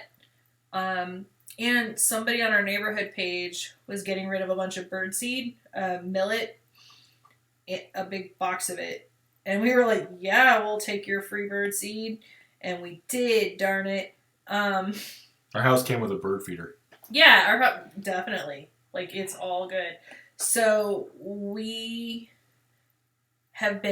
birds have been discovering that there's actually birdseed there. So we've had even more birds than usual, plus the bunnies, plus the squirrel. So it's been exciting in our Kansas backyard, let me tell you. So much excitement. But that's actually been that's been fun. I'll take it. Yeah, good thing. Yay. Sitting there with coffee, watching the squirrels and the rabbits and the different kinds of birds, like, beat up on each other a little bit, push each other around.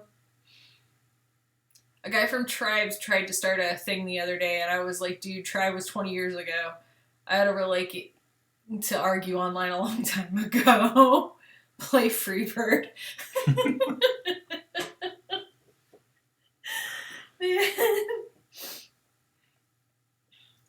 I mean, sometimes I fight, like, I don't know. Sometimes I end up in arguments with stupid people online still. It's easy to do. They're everywhere. Man.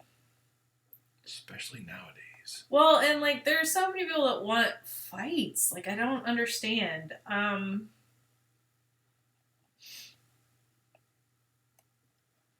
Like sometimes you comment on a thing online, like there's an article and you just leave a comment, and if people want to come on and it has nothing to do with what you said or the article, they just want to start shit.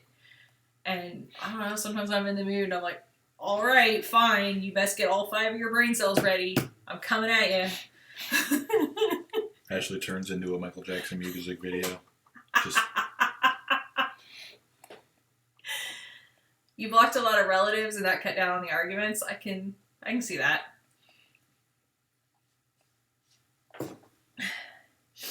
I've got some friends that have had some similar situations. Yeah. Yep. It's been a bit, but during this thing, I actually was on someone's page and got attacked. During our stream? No, like on the internet. Oh. Like on Facebook or whatever. And I was like getting ready to be like, all right, stupid. And then I noticed the last name was the same as my friend, and I was like, oh. And I just kind of poked a little, but I chilled it a little, and it was their family, and I felt bad for them, and then, yeah. It was a whole thing, and that family member I don't think is, like, I think there's some blocking happening, but...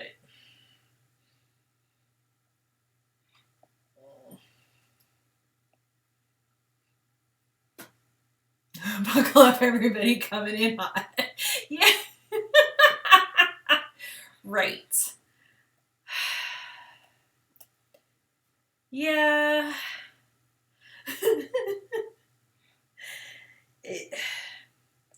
But I'm trying to, like, some of that, I'm definitely, like, I'm not always sure where the line is. I think it's really easy, especially at this point where I haven't seen, real people except for Dane in person. I'm not real people, though. For, like... I'm a figment. Like, occasionally people walk by our door or something, but, like our drive, like, past our house, but, yeah, like, we don't see people, and I think sometimes it's easy to get caught up in the, like... I see dead people. I'm having a conversation, I'm having an experience or something.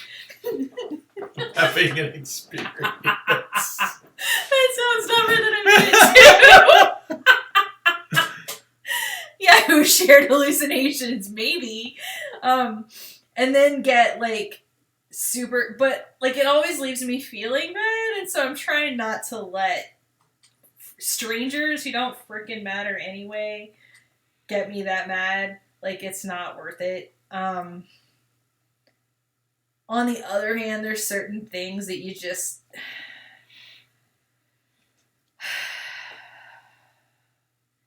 Like, don't spread bad science. Like, don't spread fake news. Don't suggest medicine if you're not a doctor. Like, just, there's things that we should, like, I think that as a society we have to, like...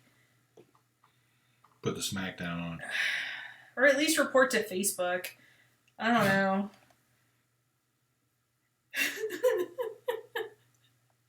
I can really appreciate how concerned that fish looks.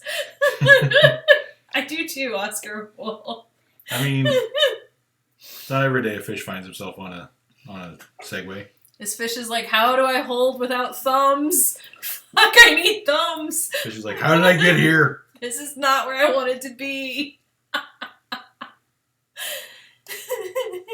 This fish is me. Your neighbor asked how you were doing, and you told her that you were enjoying not having relatives stop by with condolences because of the plague. I mean, yeah. If the plague is giving you the space you needed, then I'm glad that the plague is useful in some way for somebody. Like, I can definitely see that.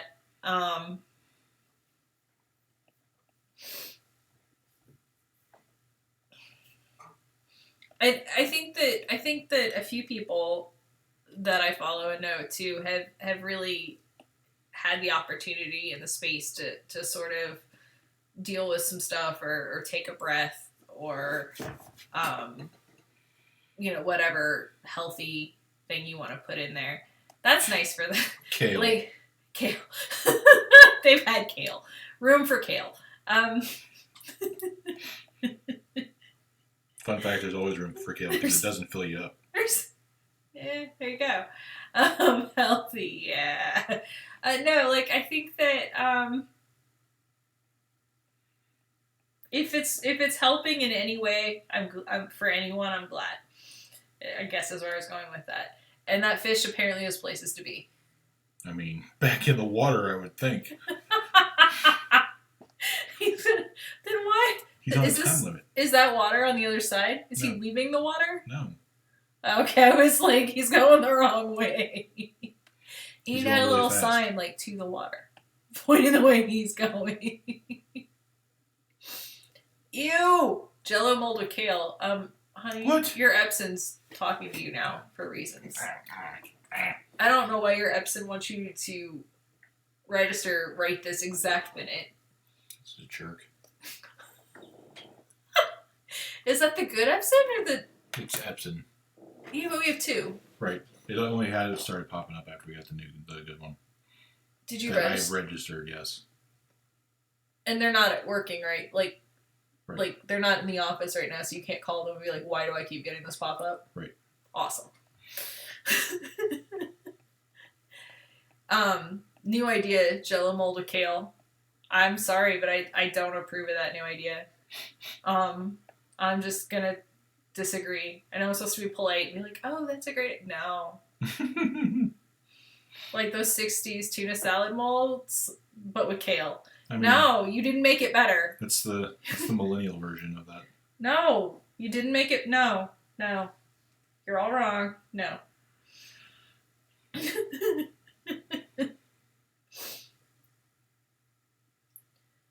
I doing? I don't know.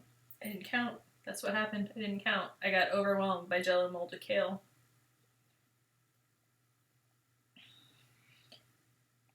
Oh my gosh.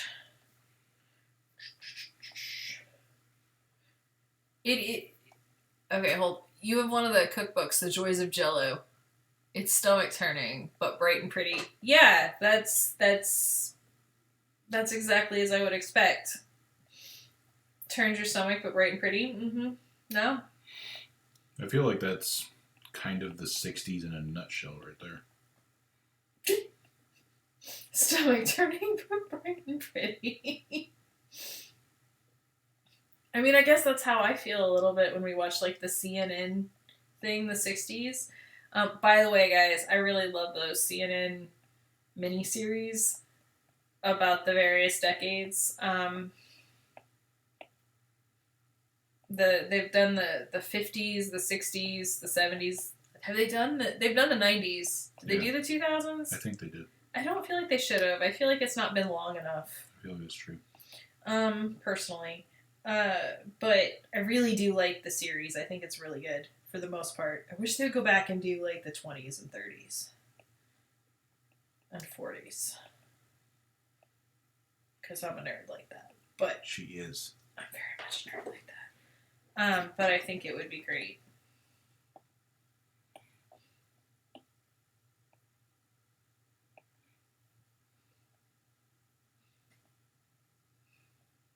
Oh yeah, oversaturated colors. I've been for not very much money. We bought some sheets, and also not for very much money, but that's not where I was going. But they were like better. Congrats, you have sheets. They were Better Home and Garden sheets or something, or they were approved by them. I don't know, but there was a coupon, and you could get like a membership or something, and for more money you could get their magazine. I don't want their magazine, but you could get access for like $20 or something to their entire backlog, their entire back calendar, their entire backlog of archive. Thank you. Word. I'm the writer, guys. You could get the access to all of their old archives of all their old magazines, and you can flip through them, and oh my gosh, they're so good. I've been looking through the 50s, and like they're horrifying, but the pictures are so good. Like horrifying but good. Highly recommend. The ads are so much fun. Also horrifying, but so much fun. Like, God, we're back to the dread. I tried to get us out of the dread. Well, like there was the article about for like house moms to figure out how to like you can do useful things while sitting down, and it was like you can wash the dishes while sitting down or do your ironing while sitting down with just a little, and I was like, oh my god. It's important to sit down sometimes. Lysol hygiene products, what? Oh no. Oh no. Yeah. Fish on a segue. Yay! I love that one.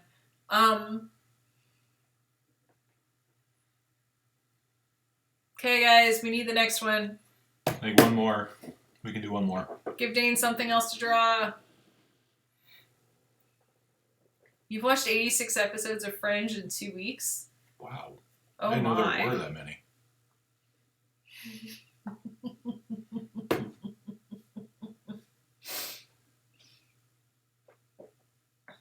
I think you're going to have to put up a digital sketchbook Dun, dun, dun. of a bunch of these sketches. Okay. Someday. Ideas. Somebody tell us what to draw. Going once. Going twice. I don't know how big the delay is, so I want to give everyone time.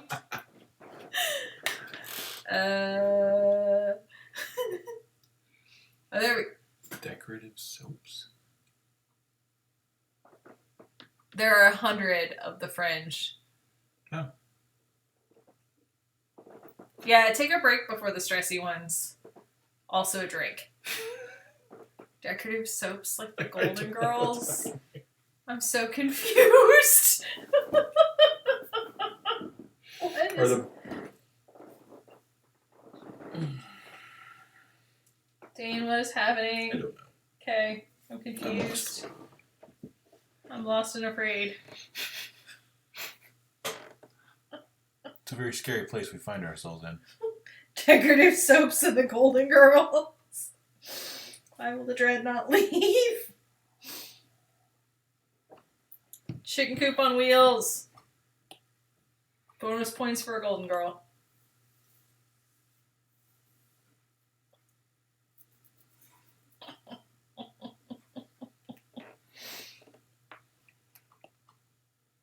Ooh, a chicken coop and a Baba Yaga house. That's exactly what I was just thinking of.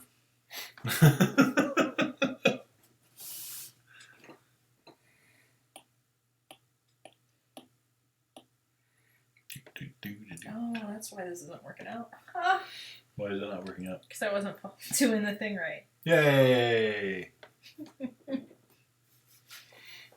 The first step. First step to doing things correctly is to do them right. Right, or at least admitting that you're doing it incorrectly and fixing it.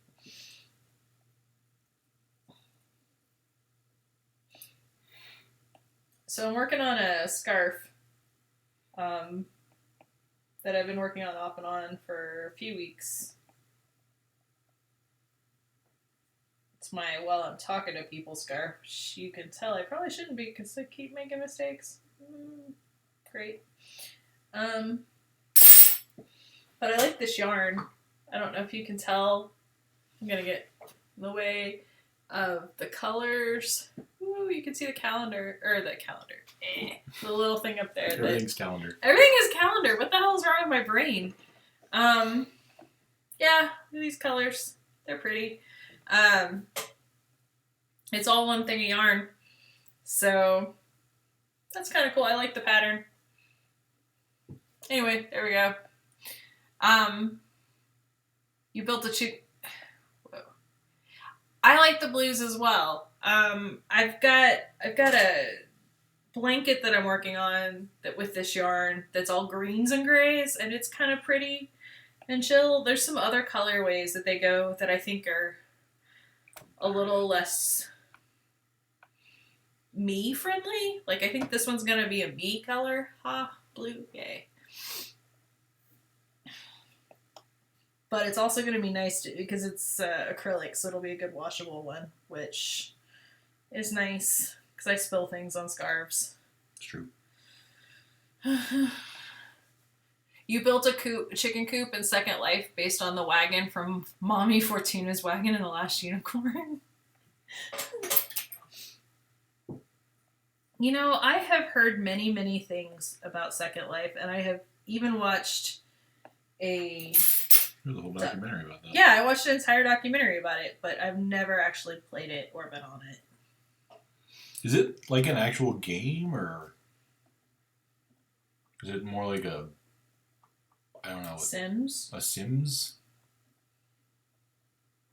Like, is it more like a World of Warcraft, or a Sims thing? Your Doctor Who scarf is hand wash only. Wash. I just went with Wash. It's just that's not good. What's it made of? Is it wool?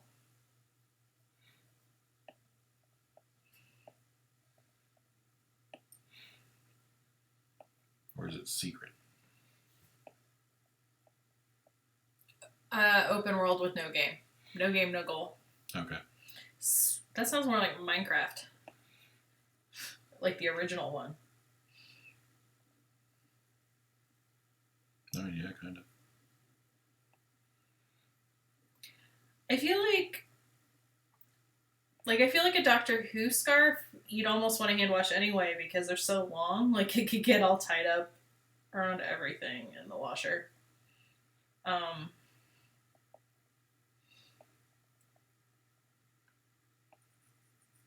Super wash wool, but yeah, definitely check before doing anything crazy. I've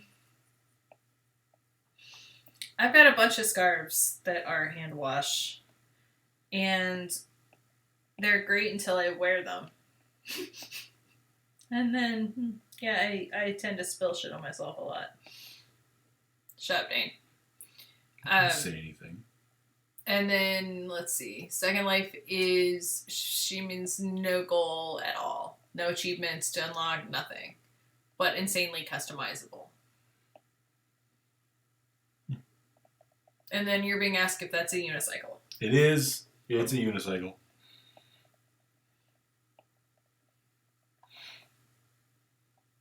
I do kind of like watching Dane create, like, images out of just all, like, it's like all of the lines go down, and then he slowly picks the lines he wants, and, like, you see the image come up out of the mess.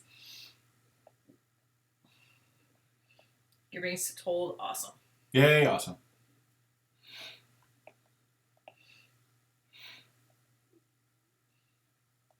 Yeah, I did have a scarf explosion at one point. It got tangled around some, I don't know why I don't remember why one of us thought it was a good idea to throw it in with some jeans, but it got tangled and ended up ripping, and then that just became a disaster, a painful disaster. But that scarf did not survive. Luckily, it wasn't a handmade one. It was just one I picked up somewhere that I liked.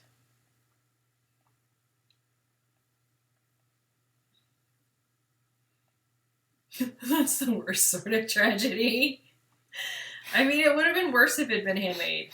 That would have been infinitely worse. This one, I think I ended up, like, some of the yarn got reused, so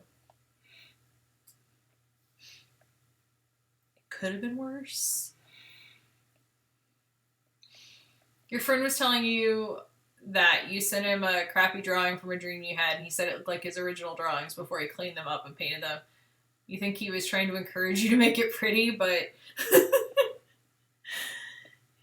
yeah, I don't remember. I feel like Dean read a book or watched some Let's Draw like years and years ago, and it was like, oh yeah, so like put all the lines down or something and then pick the line.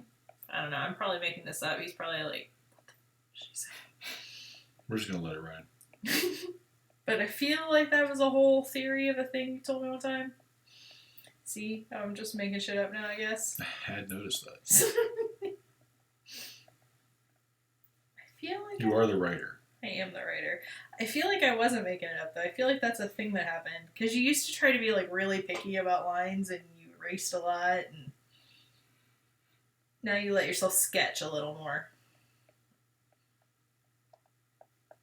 Well, I tend to, now, I do a lot less tight.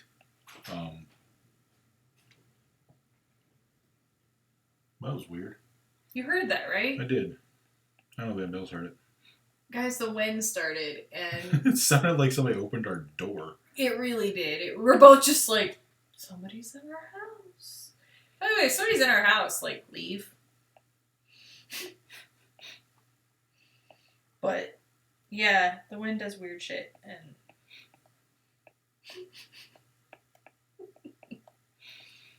But yeah, once upon a time, I used to try and I'd get really tight with my initial sketch because I didn't want to try and guess anything in the inking process. But one of the things that being able to draw on the iPad so nothing is permanent has helped me do is loosen that level up.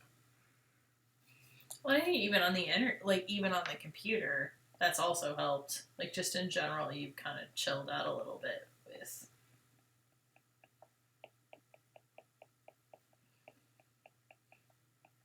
how hardcore you are about everything. So that when you go back to pencils, you're a lot looser still. Yeah. Well, that's what I'm saying. Like, doing this has taught me to loosen up quite a bit in general while I'm drawing.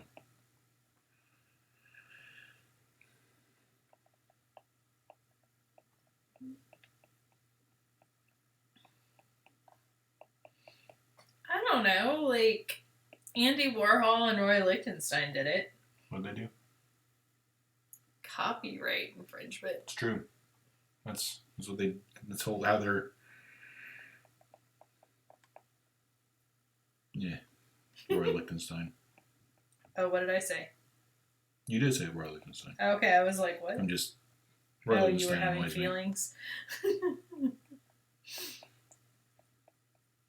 There were feelings about him and not me. Yes. All right. I'll allow it, sir. Okay, good. Thanks for that. You're welcome. I appreciate you doing that for me. Oh my goodness.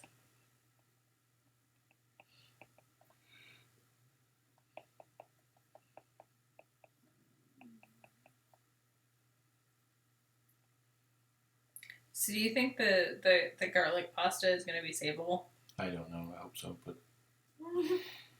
everybody should have feelings about Roy Lichtenstein. Warhol is an interesting case.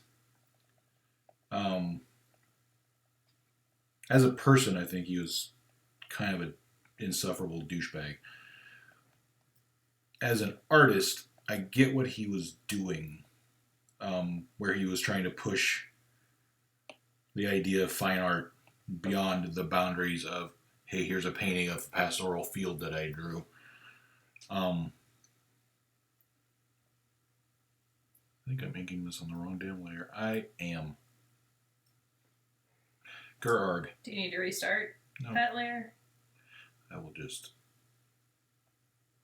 do a new layer. I am done. Sorry. So, Andy Anyway, Warhol.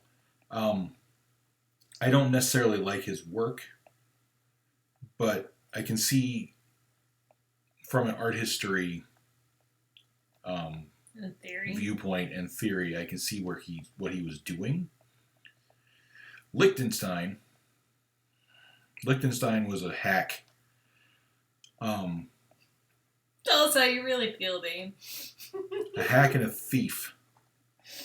And he should have been tarred and feathered instead of celebrated and making millions of dollars on other people's work.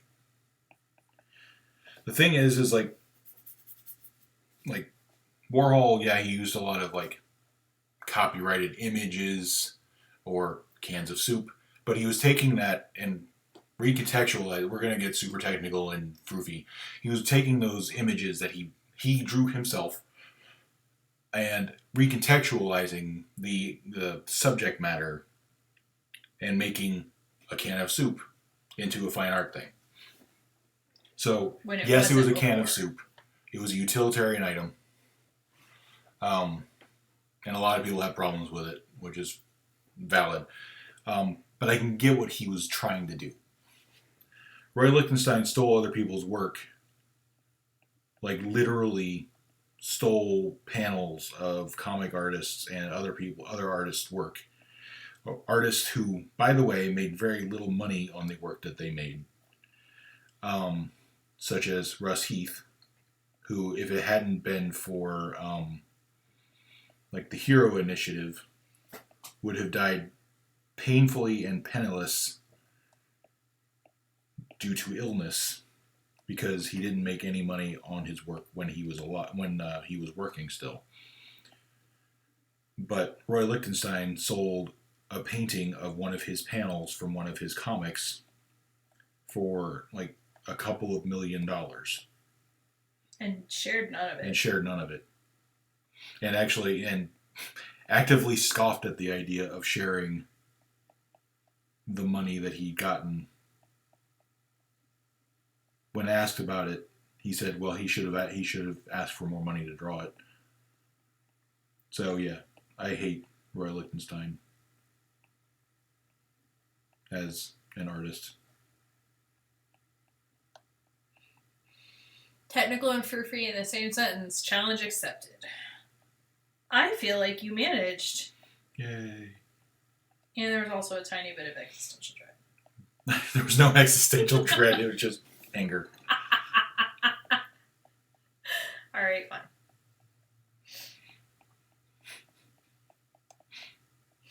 Not even a little bit? No. Tiny bit of existential. Just No. a bit, Dane. No. Just a little bit? No. Maybe a tiny bit.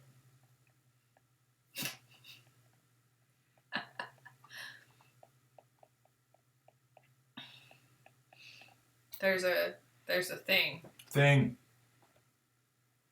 Let us look.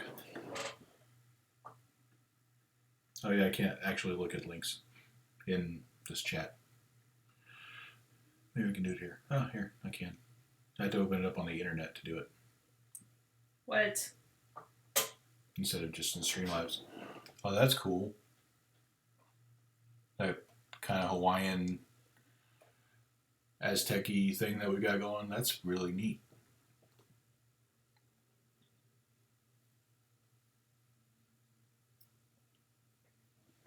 Sorry, back to work. Existential rage, there it is. That's what we were doing. Not dread.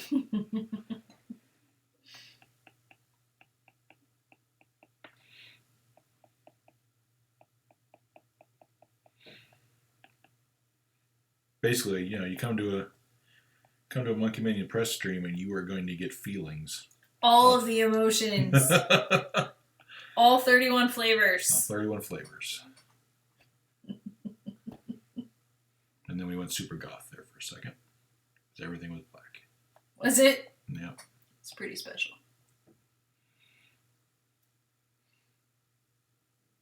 Yes, Hawaiian. He's done some amazing paintings and works in an office. And then freaking Warhol, a soup can.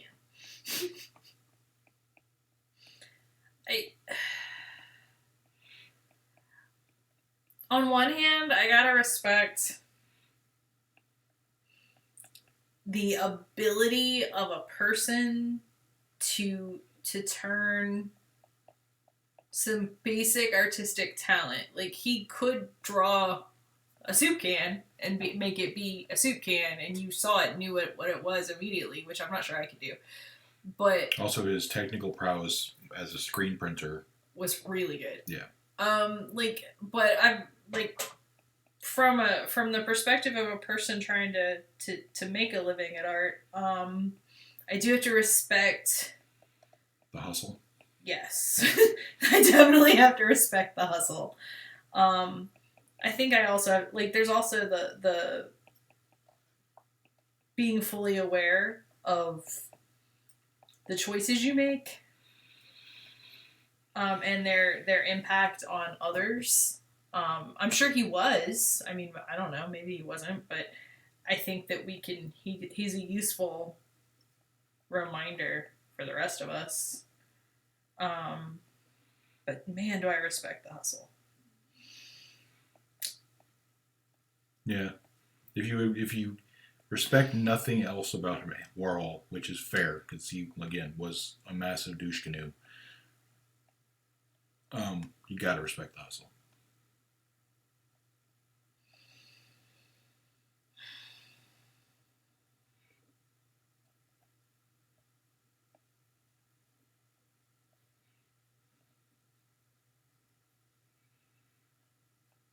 Because again, he managed to dupe the entire fine art world into thinking that a can of soup was fine art. I mean, was it dupe? Do you think that he was wrong? Do you think they were wrong? I think they were wrong. You don't think it was fine art? No. It was a can of soup.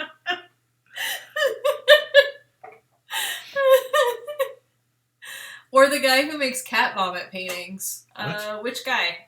Wait, there's more than one? There's a guy that makes cat vomit paintings? What? You said which one? Well, I just meant, what do you mean? Pollock. Oh, yeah. I don't know. I watched a person critique one of his paintings one time, and I could see why they felt like it was art. If that makes sense. But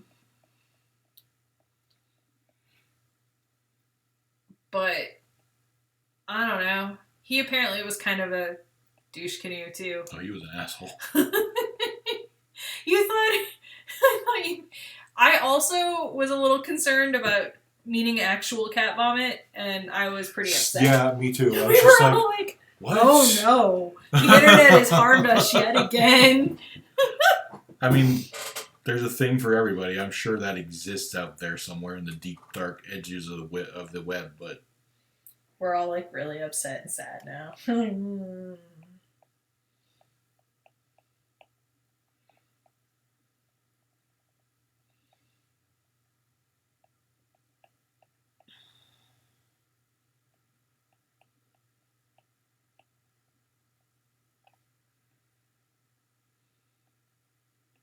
Maybe that's the key. You have to be an asshole to make it big.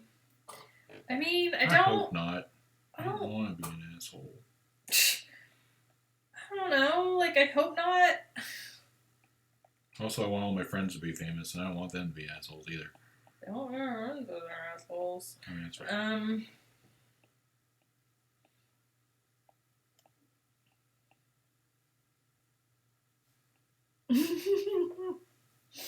I hope that's not the lesson we're learning here. I really do.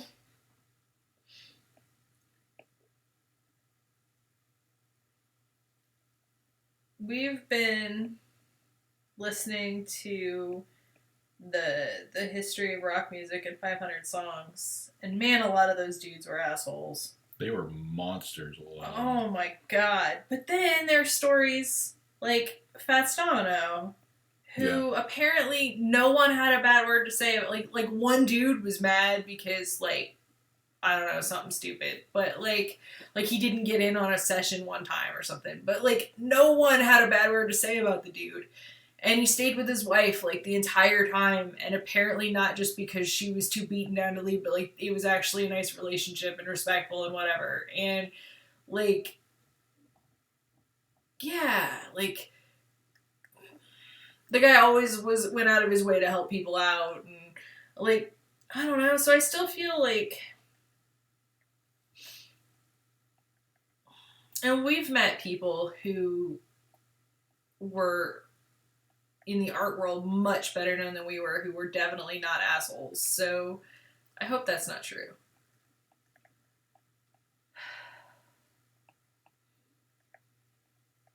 Well, see, but you can fix both of those and not be a zero. Or not be a zero. I'm reading your thing at the same time. And not be an asshole, right? Like,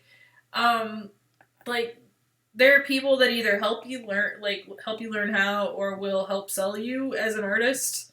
That sounds terrible. And then there's also like ways to be more consistent, which I've been told we're terrible at it. That's certainly one of our problems. But I think those things could both be done without being an asshole. So I think it's like, I don't know. I hope it's possible to succeed without being an asshole. I think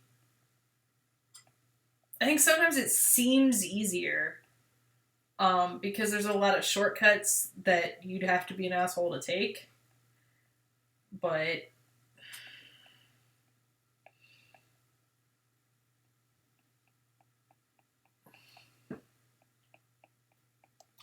making connections with the right people. Sometimes,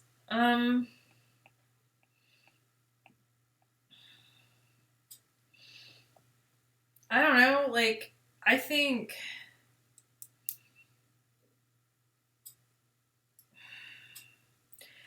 that gets overplayed a little bit. I think that's true. I think luck can be a thing too, but I also think that, like, at least in the art world, a lot of people talk about networking and they mean like, oh, you got to know the right people, but I don't know what the right, like,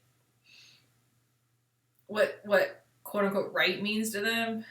Um, that was fun watching that tire. Like, you made the circle and it was all like kind of bad, and then all of a sudden it magically was a nicer circle. That was super fun. Procreate. Great. Things like, I could just sort of hint at a circle, and it's like, here's a beautiful circle. But like, I don't know. Like, what is?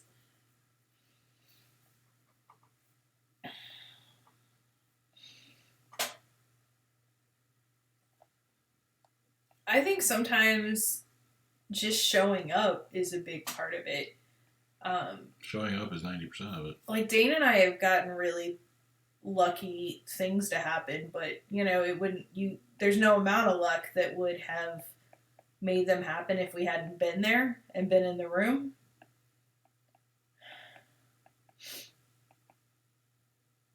So, and I don't know, back when we had shows. Wah, wah. I'm still grieving. Sorry. I would keep bringing it up. But, like, we've had people that are like, oh, well, how do you get a booth? And I'm like, you pay for a booth? Well, how do you, like, sell stuff at shows? Like, you pay for a booth and then you bring stuff and you hope people buy it.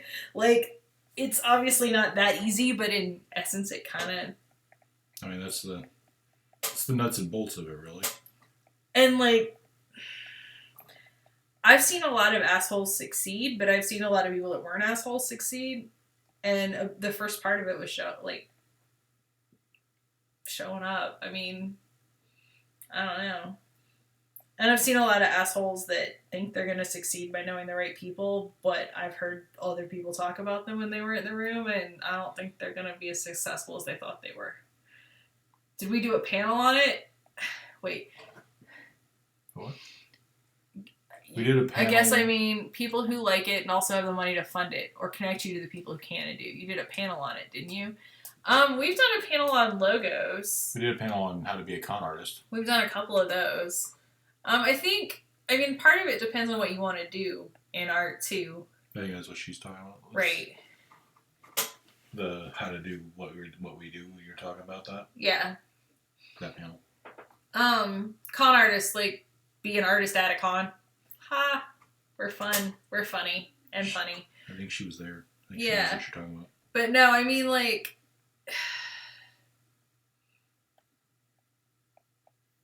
Right, the artistry. That sounds fancy. It does sound fancy. But, like... Sounds way fancier than I'm drawing a chicken hut on a unicycle. I'm amazed by the things that people get funded by just putting it out there. There's a lot of stuff that has happened that I don't understand. Not that it's bad, it's just literally I don't understand it, but... Fire Festival.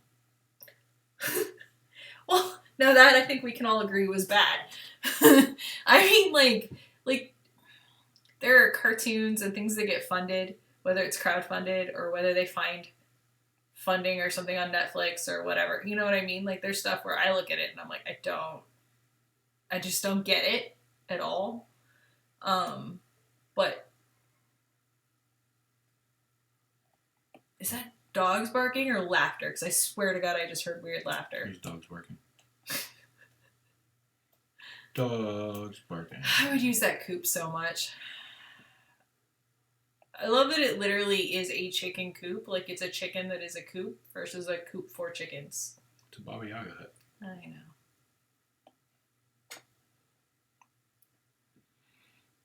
On a unicycle.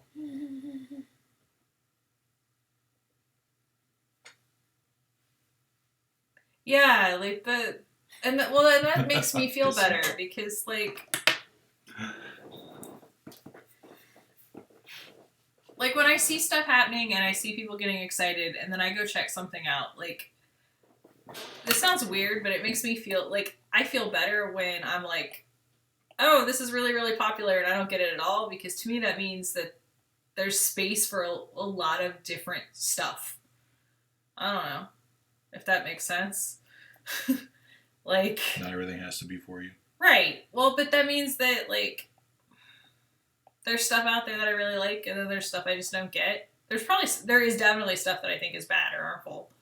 But Roy Lichtenstein. Right. But that means there's space, and that means there's a possibility and a potential that there's going to be people that like what you do. And you found them and you say they don't have money now, but like just keep, like, somebody will show up that has money. I mean, maybe not right this moment. A lot of people don't have money right this moment. True. But next year. That's my new thought. My new happy thought, by the way. Next year. Like, we're not even halfway through this year. And I'm like, next year will be good. Next year's going to be great.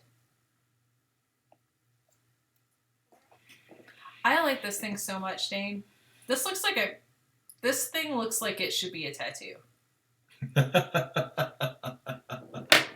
Like, this is the kind of random ass thing that someone should have tattooed on their body. That's fair. Like, not me, because that would involve needles. But, someone that doesn't have an existential dread about needles.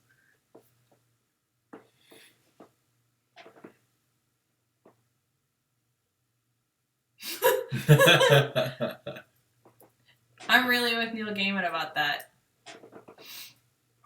Like, I'm done with 2020. It feels like it's been 5 years now. Like, the last couple of years were really fast. Like, it was just like running on a treadmill. And now I feel like we're just laying on the treadmill and it's just the little seam is bumping my face every once in a while. Like, just slowly sanding away the shirt that you're wearing. People, like, I've heard that tattoos aren't that bad. People say that. Someday I'm going to get a tattoo. Needles mostly aren't that bad either, honestly. But, like, I have a phobia about needles, so it's not really about the needles. It's about the potential of needles. Someday when the shops are open again, yes. Yeah. And depending on where you live, I mean, you live in Oregon, so it's better. But, like, I would say someday when the shops are open and it's actually safe. But, again, you live in Oregon, so this might be the same thing. It's true. Here, they are not the same thing. My stepsister, I think, is going to get a tattoo. What? Yeah. She's real excited. People. Like, I'm cool with her get a tattoo. Do the thing. But maybe not now. It's like an Etch a Sketch. It looks a pointy pen. Oh, no. Like, I've watched the shows. It doesn't bother me at all to watch someone else get stabbed. I don't understand. Like, people are like, oh, so this must bother you, and they'll like, and I'm like, no, that doesn't bother me at all. Like, you can do whatever the fuck you want with the needle to yourself. I just can't, like, needles, and me is a problem. Like, I sew. I inadvertently, like, not well. You had a coworker who kept telling you to have her No. I will tell you, I am actually absolutely freaked out by the people that do tattoos at cons too. Yeah. Not only because when you're tattooing, like, blood and stuff just is in the air now, and that horrifies me. Just atomized. But people like, are just exploding over there on the tattoo table. Also, like, I bet they were, yeah.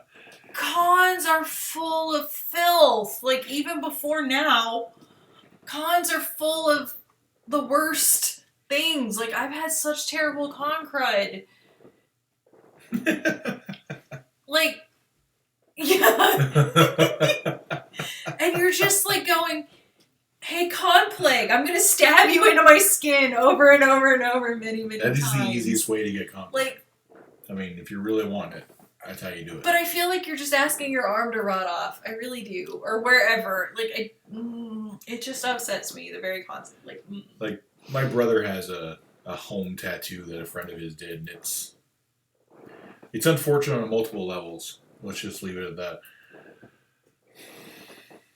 The big iron cross on his arm. Oh, yeah, that's... Yeah. I mean, it's kind of a cross.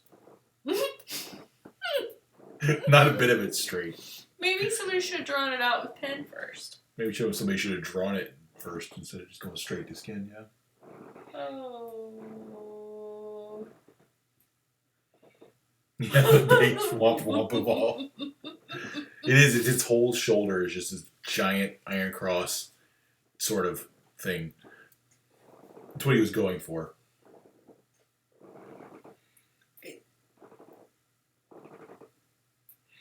Big, beautiful. Actually, that sounds fun. Womp, womp. Just a giant womp womp. In fancy just like a great big sleeve of a sad trombone with womp womp wrapping around it. That would be amazing. Yeah, Or to get the trombone up your arm and then womp womp across your chest. right, I will design that for whoever wants to get it. right across their boobs. That's what I want on my boobs. Sad trombone. God. No, womp womp. The noise. Yes, you don't get sad trombone. No, sad trombone noise across my boobs. That sounds awful. Oh my god. That's a lot of words. I will always love my mother. It's also really specific. I mean... Like, is there another mother in the picture where he is not planning to love forever? Oh, that's a question. Why have more words, which means more stabbing, that leaves more questions? That's not thought out. What the hell? No. It wasn't that deep. Awesome. I don't know if those are the questions you ask in jail. Also fair. I mean, I've seen really beautiful tattoos that were done at shows. Somebody got a tattoo of the logo I designed on At a show. Right. And then, it was bloody and... Yeah, and he comes over to my booth and, rips open his shirt. And we're just like, oh my. And I'm just like, that's rad, but oh god. But again, you're at a show. The diseases are there, right Still, there. is definitely not as good as your tattoo. But you got yours done not at a show, right? We're hoping, praying. Maybe I'm just being insulting right now and Maybe not even knowing. Well, you are. Always being insulting. Sorry. You got 2 cool tattoos that I know of. If I remember correctly.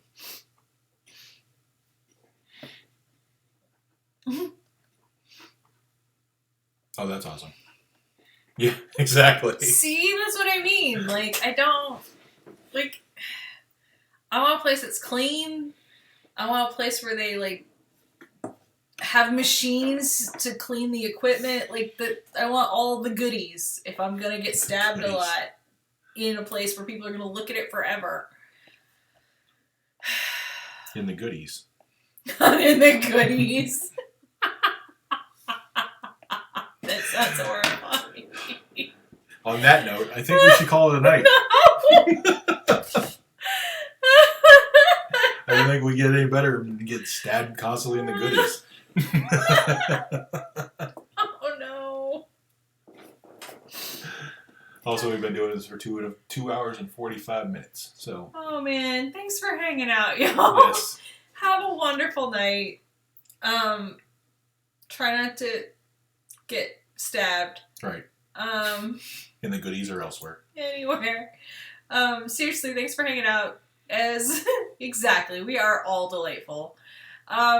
We are planning, so long as our internet service provider allows us, to be up again On on Sunday. Maybe another day I will get on and play video games and hang out, or Dane will. We'll see. We're also looking at maybe having an earlier session weekly where Dane just does Just works. like Illustrator and Adobe kind of things on the computer and hangs out. If that's an interesting thing, I don't know. Yeah. Let us know what you think. I may do it anyway, whether it's interesting or not. Are you gonna literally label it boring? Is there a boring area? Are you gonna put it back Boring in tag. Dragon Age and disappoint people? That sounds like a good plan. They're like, I thought it was Dragon Age. I thought it was gonna be really cool, and I went in and it was just weird lines like an Etch-a-Sketch. It just seemed to drag on for an age.